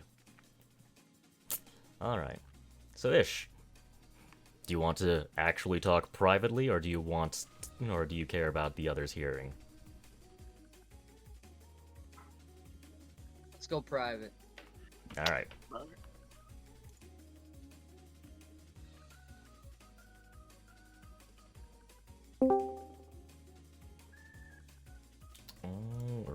Alright. For the sake of the video, I'm gonna stop recording. Just so it stays between you and me. That's how the campaign's gonna go. Not again. Yeah. Zorg the yeah. Destroyer. Zorg is our meat shield. I like how they jumped in right at that part of the conversation. Not any of the compliments like, oh man, this is so great, amazing. It's like, Zorg's gonna kill everything. PTSD Alright, so- intensifies. We got a name for the gnome. Someone came up with Garden. But I said He's his guarding name the was gnome. Harrius. Oh, we didn't. Shit. We missed that. We missed that part. You did? Dang it. I didn't hear that. Harrius. I thought Yeah, I that's a wrote it good down. one. It's hilarious that he's Harrius. Yes, he is the Harrius one. Either that or Travelocity. He could either be a garden gnome or the Travelocity gnome. Yeah. All right. You don't need to hear any of the compliments that were said. No, I only need to know how this is going to only go downhill from here. Yep. All right. So after you guys make that deal, you turn in for the night. All right. Honestly, this would probably be a good place to just end the session for the night. Unless you guys want to just continue just a little bit more. Well, since we were going to rest, I'm going to reset my stats. I think Raphael would be like, okay, can I finally learn your names? Like, I know Pyre, he's the only one who said his name. What is your names? Well, I am Pyre. I'm Zorg, the Ruthless. You can see my name right on the bottom of the screen. It's Stefan. And as everybody's going around saying their names, I grab my drink and raise it high. The name's Ash. It would be helpful, since we're all new to each other, if we did like Pyre did and I did. Put your moniker there, plus your character name. That way we can kind of sort out things a little bit on who's who and who's what. That gets kind of helpful when you play with new people. So I'm Zorg. My name is James. Yeah, if you could just put Zorg in front of James on this. Yeah, I'll edit my name. Edit server. Yeah. Name Zorg. There you That way go. we'll kind of get a little better feel for it. There you go. And Yep. And also As, in the game as well, if you go to the right side, just go up to the gear icon and the very first one, personalization and display. Open that up, and you can change your display name. I'll be Zorg. Anyway, continue, Raphael. so, as everyone's introducing their names, and Ash holds up his mug.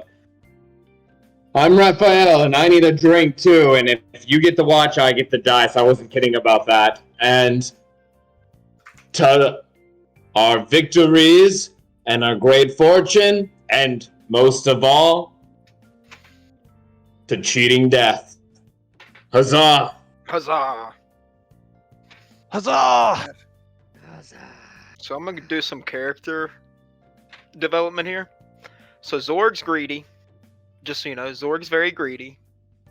Zorg will not back down from a fight, and Zorg loves breaking things and fighting. Those are Zorg's key character traits. Zorg will get into mischief.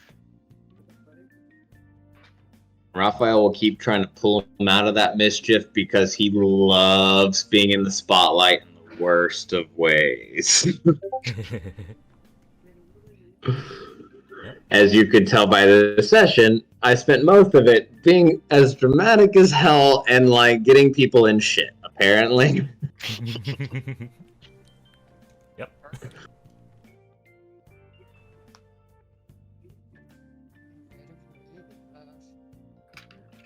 Well, Ash is a chaotic neutral. Doesn't really care for unjust, doesn't really care for justice.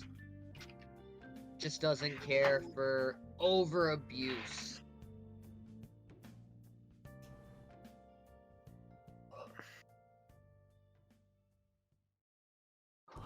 Pyre. One thing that you may not have noticed at first, but during the toast and during the events since the gnome rescue, he has metallic legs. They have pistons and gears and runes and a little bit of an arcane glow to them. And it's very clear that from the knees down, he's robotic. He introduced himself as a artificer.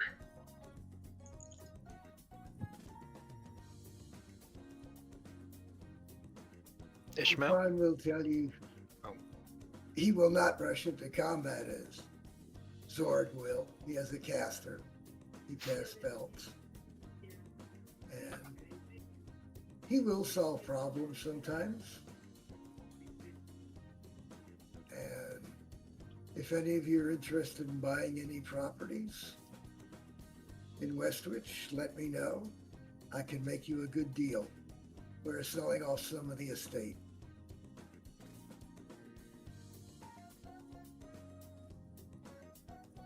Westwich Estate, you say? I might be interested in purchase if and I start pulling out my pockets.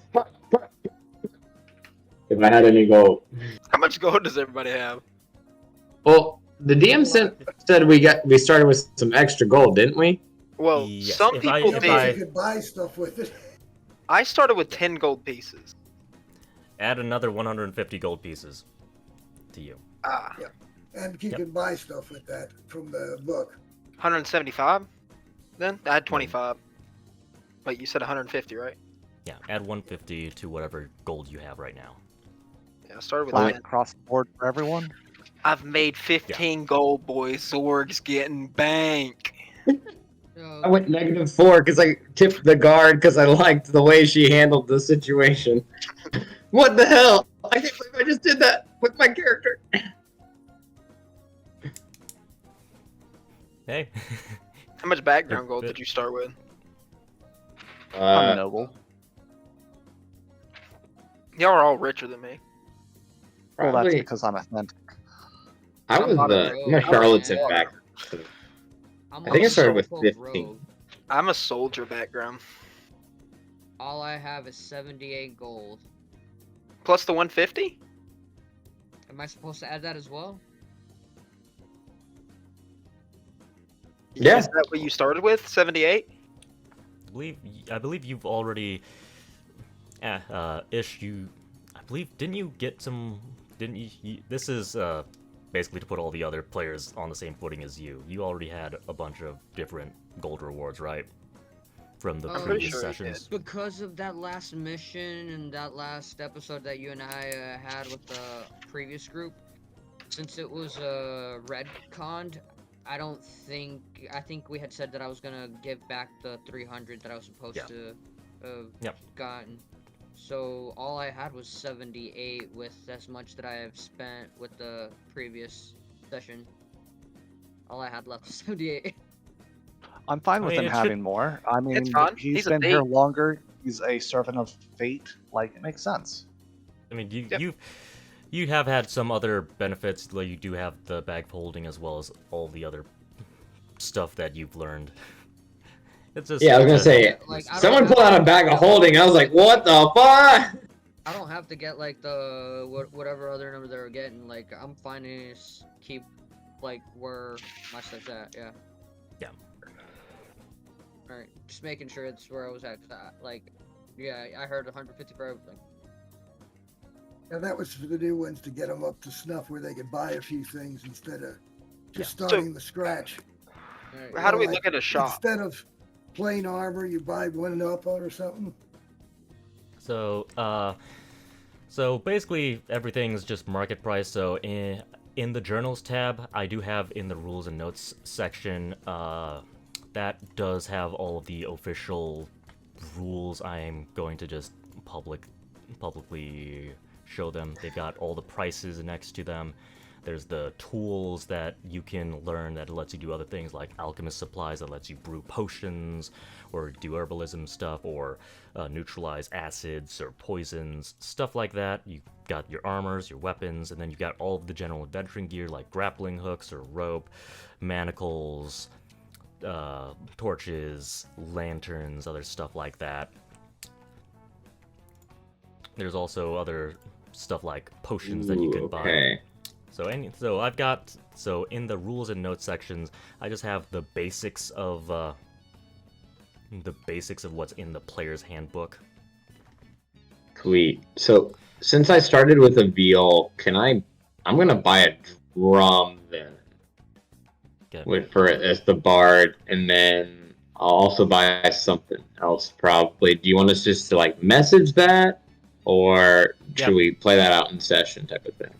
No, you let's do that between sessions. Yeah, we'll do this between sessions. Just tell me what you buy. I think I would like a great axe. You can look at it. Ooh, definitely interesting. Okay. There's enough stuff there to buy. I would suggest everybody buy at least one healing potion though while you're shopping. I'm gonna spend 30 gold on a great axe. Okay. 1d12 slashing. The only To unique avoid. price is that healing potions are 40 gold piece by default. 40 instead of 50. Okay. Yeah. Well, I Yep. only have 10 back. Well, then I'm going to get a healing potion and a great axe. Okay. Do you want me to send that to you, or do you want me to just... Just subtract it, add it onto your sheet. Okay, 40 plus 30, 70, so 105. Is armor... Hey. Is... Oh, sorry. Go ahead. I thought you were just doing math. Sorry, James. No, you're okay. All right, so pirate question. You mentioned a retainer right before we started, and I decided to forgo that because of time issues. What does that entail? Time issues, what entail? What is a retainer? What goal did you have for that? What purpose would they have in the game? It's just from what I remember of the noble background, that it's a variant option if you wanted to pursue it. If you don't want to pursue the variant feature, then we can just do the other stuff. The last few times that I've had noble, they've wanted retainers, so I just wasn't sure if you wanted them. Okay, I'll look into it. Thanks for pointing out what the rules are, and I'll let you know. Out of character, if I had retainers, it would be to make them do the stuff that heroes shouldn't do, such as bribing urchins to pick up pieces on the ground for all the poopas. I want a shield. So is armor good for a barbarian? I don't think Depending so on for the what you're what I'm going for what I'm building. I don't think so. I'm building a cons, deck, strength. Yeah, I which is- believe you've got pretty good con and deck, so I don't think any armor would I have be that 16 useful. armor. Yeah, it all looks trash. I want a shield though, because that'll give me 2 armor class. You can't I use think- the great weapons. Not only for that, your headers. I think isn't there also a rule against like raging while you've got a shield or something? Yeah. No, I think a Look. shield's okay. It It's says I okay. can armor. use the shield. Okay. It says unarmored defense. While you're not wearing any armor, I'll just put it in the chat.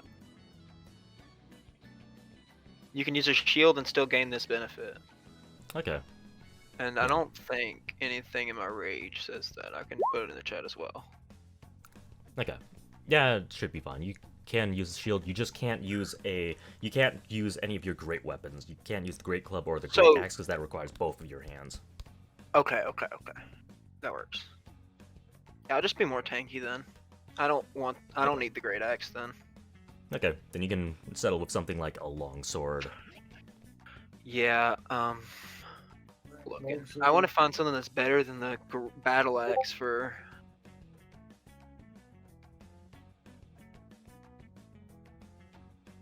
All right, so position of privilege. Basically, everyone accepts, loves me, and I'm welcome in high society. That is way more useful than having someone to blow a trumpet behind me. So I'm going to take that. Basically, that's why I used against the guard captain. If we need mechanics. What is a Wait, what? Battle axe is versatile. What does that mean? 1d10. Versatile- Means you Versatile- So you can use one hand or 2 hands. Okay. And Okay. there's a Yeah. difference in what damage it does. DM, I'm seeing that, and this is just kind of for flair, it's not actually the most useful weapon in the world. A boomerang is not listed in the simple ranged weapons.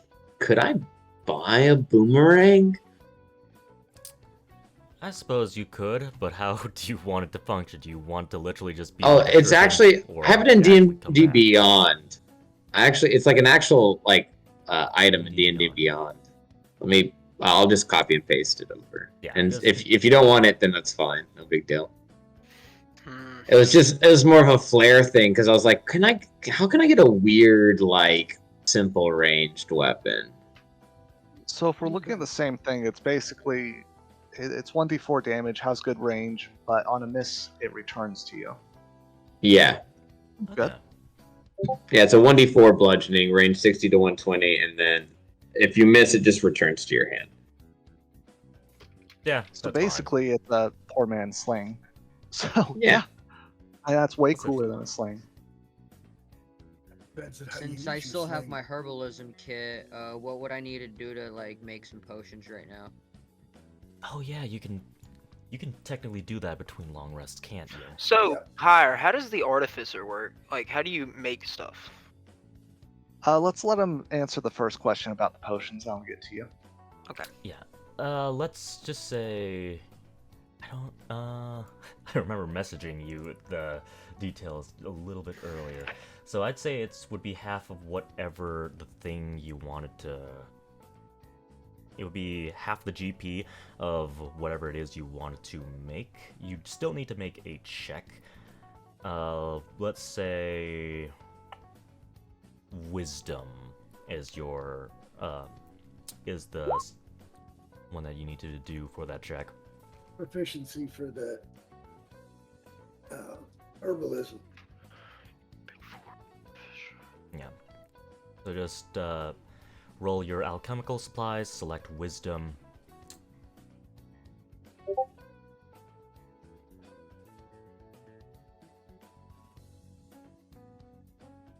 You said And it. What? so you can. So what would you like to craft? Let's start off with that.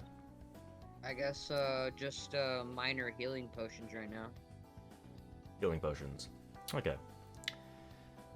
I'll say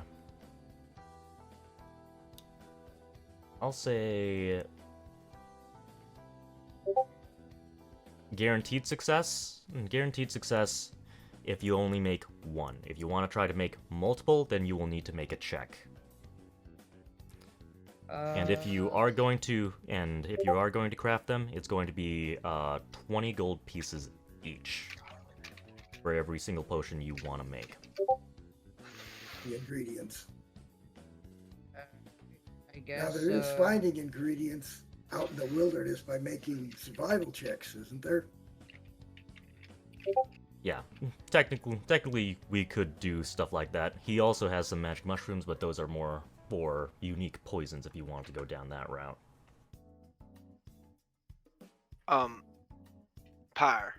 So, the infusions, is it like you make an item into a magic item? I Or- cannot craft magic items with raw unless the DM, breaks that rule and says I can make something. You have access Until to level 10. Tasha's. Okay. So, That's what when is I the... can. You can make the goggles at night. That's the only thing you can make. I can't make them. I can infuse an item to act like them. What that Okay. means is that I have 4 infusions that I know. 2 of them can be active at once. Okay. Essentially, I can make items magical-like, but they are temporary. I have to keep casting the spell every morning. It only takes like a touch. Okay. So I invest what I want to when I wake up, and then the next day I have to choose what I want again. So currently, what type of magical item were you looking for? So, like, I don't really know, like, what I was looking for, but I was just interested in what the artificer did exactly. Because I've never seen an artificer. I don't know what the role does.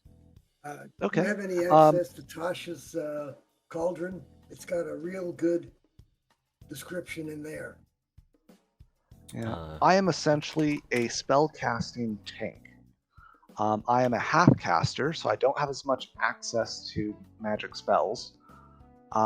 But I am able to use my creation of magical effects and magical items to bolster that.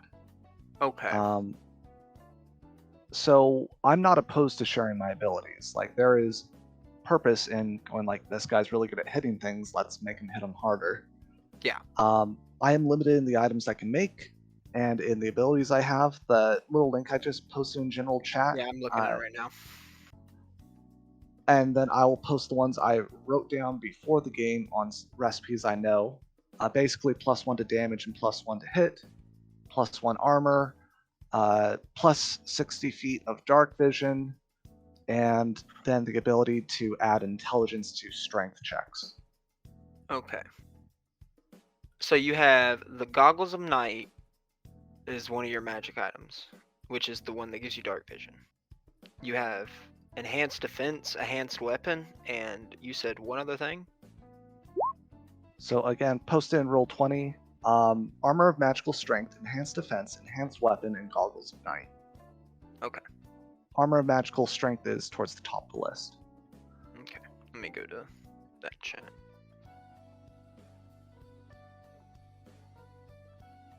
I could get a alchemist jar, which lets me summon mayonnaise indefinitely. So you can do that 3 times? Twice. Oh, you can do it twice a day. 4 recipes I know. Twice a day. Twice a day. Okay. So which ones have you been doing on yourself? Like, which ones do you Increase. Doesn't really matter. The main one I want for myself is the +1 armor. That fits my build. Everything else What is check do you optional. need me to make for those potions? Roll alchemist supplies with wisdom, and I'll determine the DC whether or not you succeed or fail. Or Alchemist see what supplies or you're herbalism? looking at. alchemist. I don't know if I have If he's alchemist. How doing high it is your potions, it AC? should be herbalism. Like Oh, 15. then it's herbalism. I forget which one applies for you. So you said it. Click herbalism and then do Yep. what? Wisdom. Yeah, mine's 16 right now. Well, it's about to be 18. I'm gonna be a tank, I assume, and a semi-damage dealer. Okay, so this is Zob. I probably got your name wrong. Sorry. This is the half orc, right? Yeah, Zorg. Zorg. I noticed you had a great axe, but you just got a ton of money. Yeah. Are you going to swap up your fighting style to shield and board? I think Shield I'm gonna. and weapon. I think I'm gonna do shield and weapon here. I'm Okay. gonna get like 2 potions here.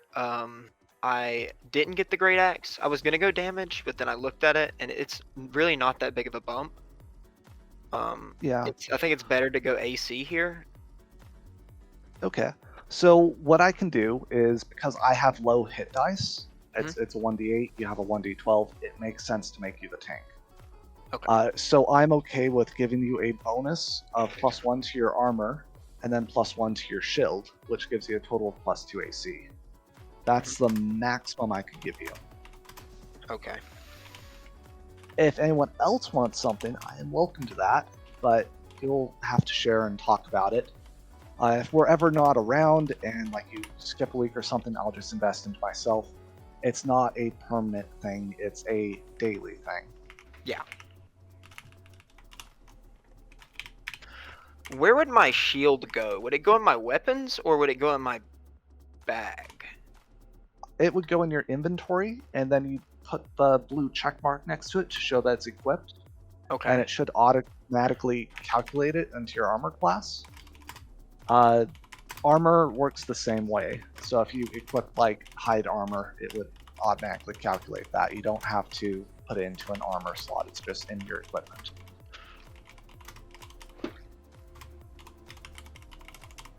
So I'm going to change my notes, DM. I'm committing to giving Zor, the Ruthless, a lot of defense. So he's going to carry me through the early levels. That's his job.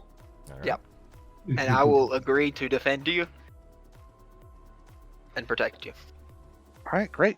It goes for I nobody definitely else. It goes for nobody else.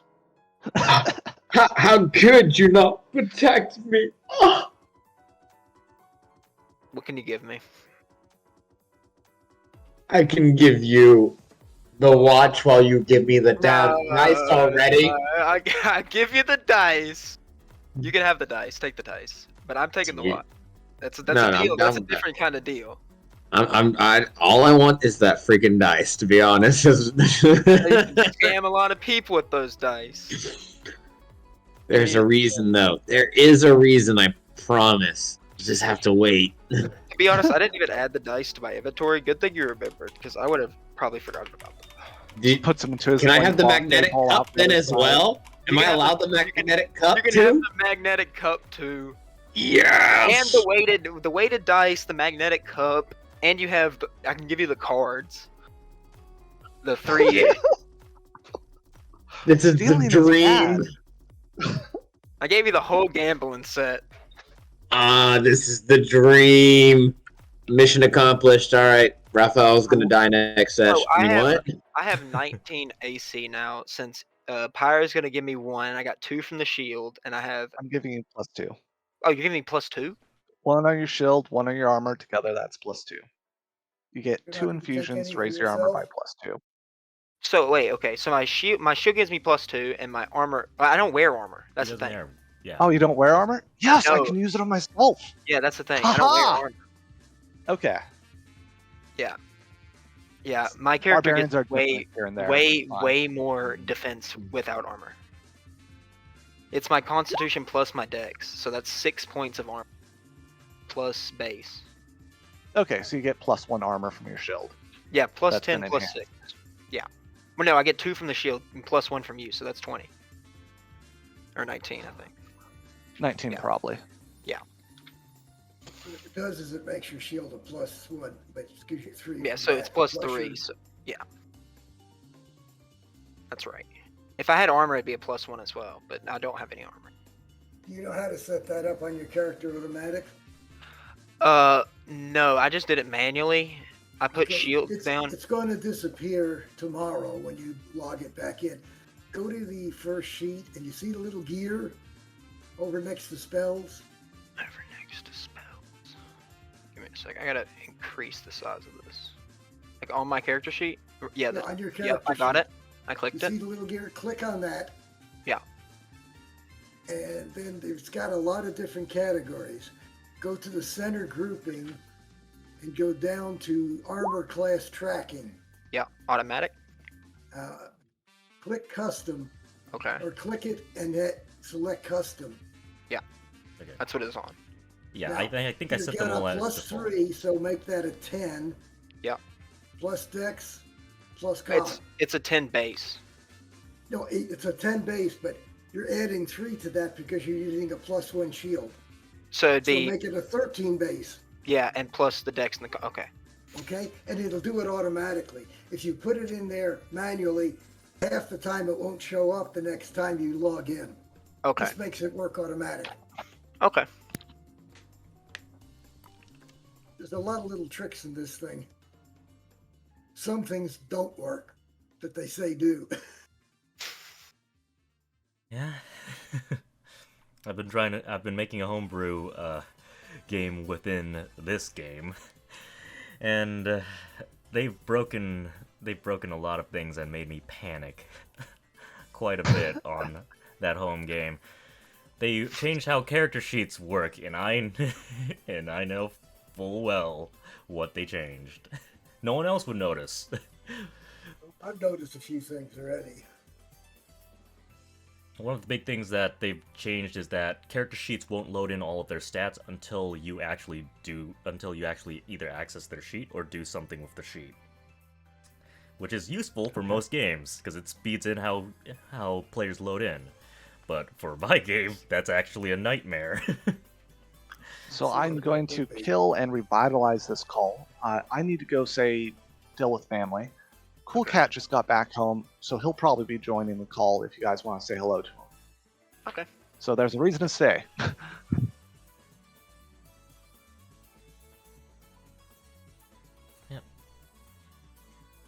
I only have good things to say about the DM.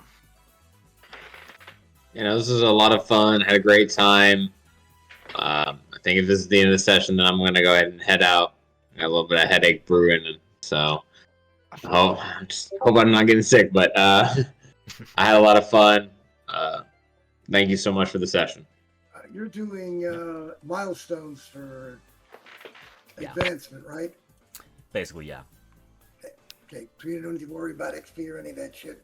You'll just tell us when we level. Pretty much, yeah. Yeah, okay. Thank you very much for the game. I enjoyed myself. There were a few surprises, but went along with them. Yep.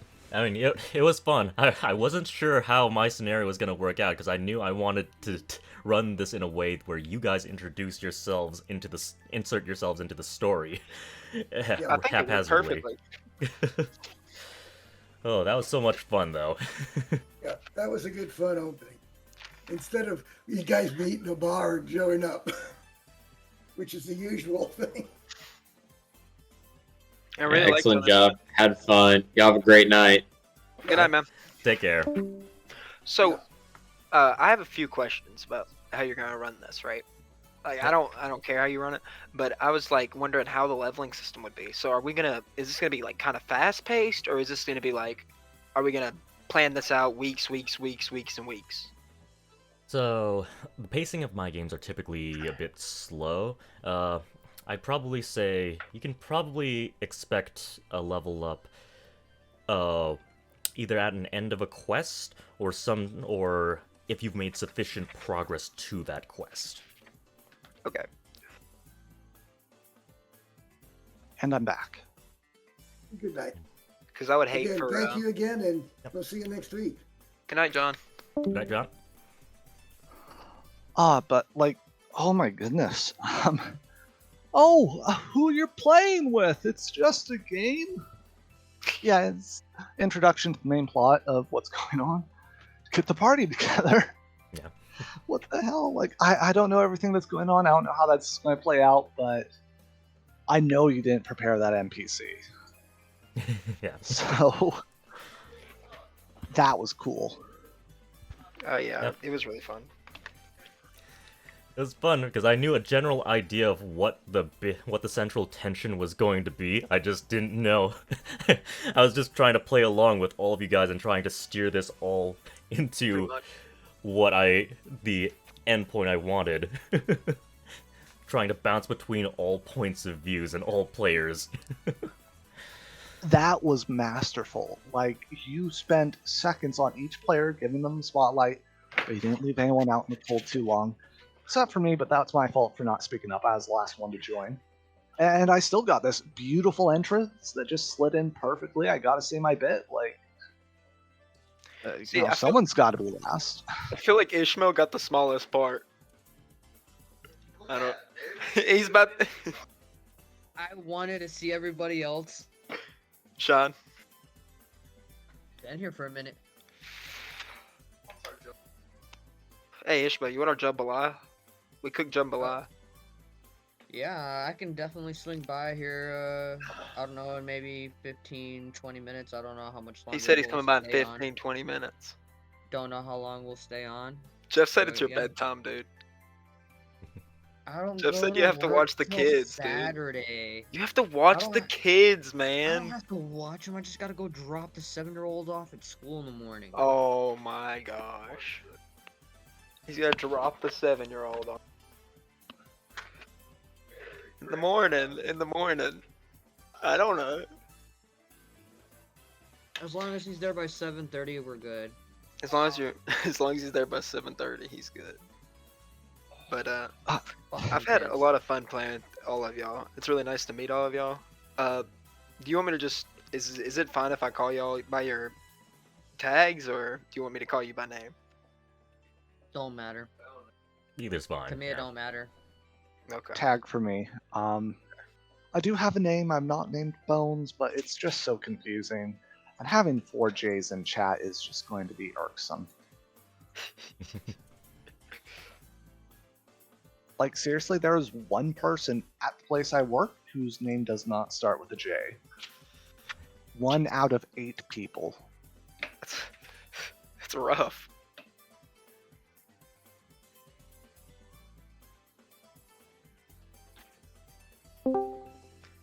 Hey, there's Cool cool Cat. cat. Good morning. I do apologize, and good morning. I mean, it is 10:18 at night. Morning Yeah. somewhere. It's close enough. Yes, it's morning somewhere. Yeah. Sorry about that. Like I said, if I had known, I would have had a game tonight. I wouldn't have gone to the stupid fucking party. But I won a cruise, so I guess it wasn't all bad. You want a cruise? Oh, yeah? I won a Where are we cruise. going? I work for a timeshare company. We get all kinds of ludicrous prizes.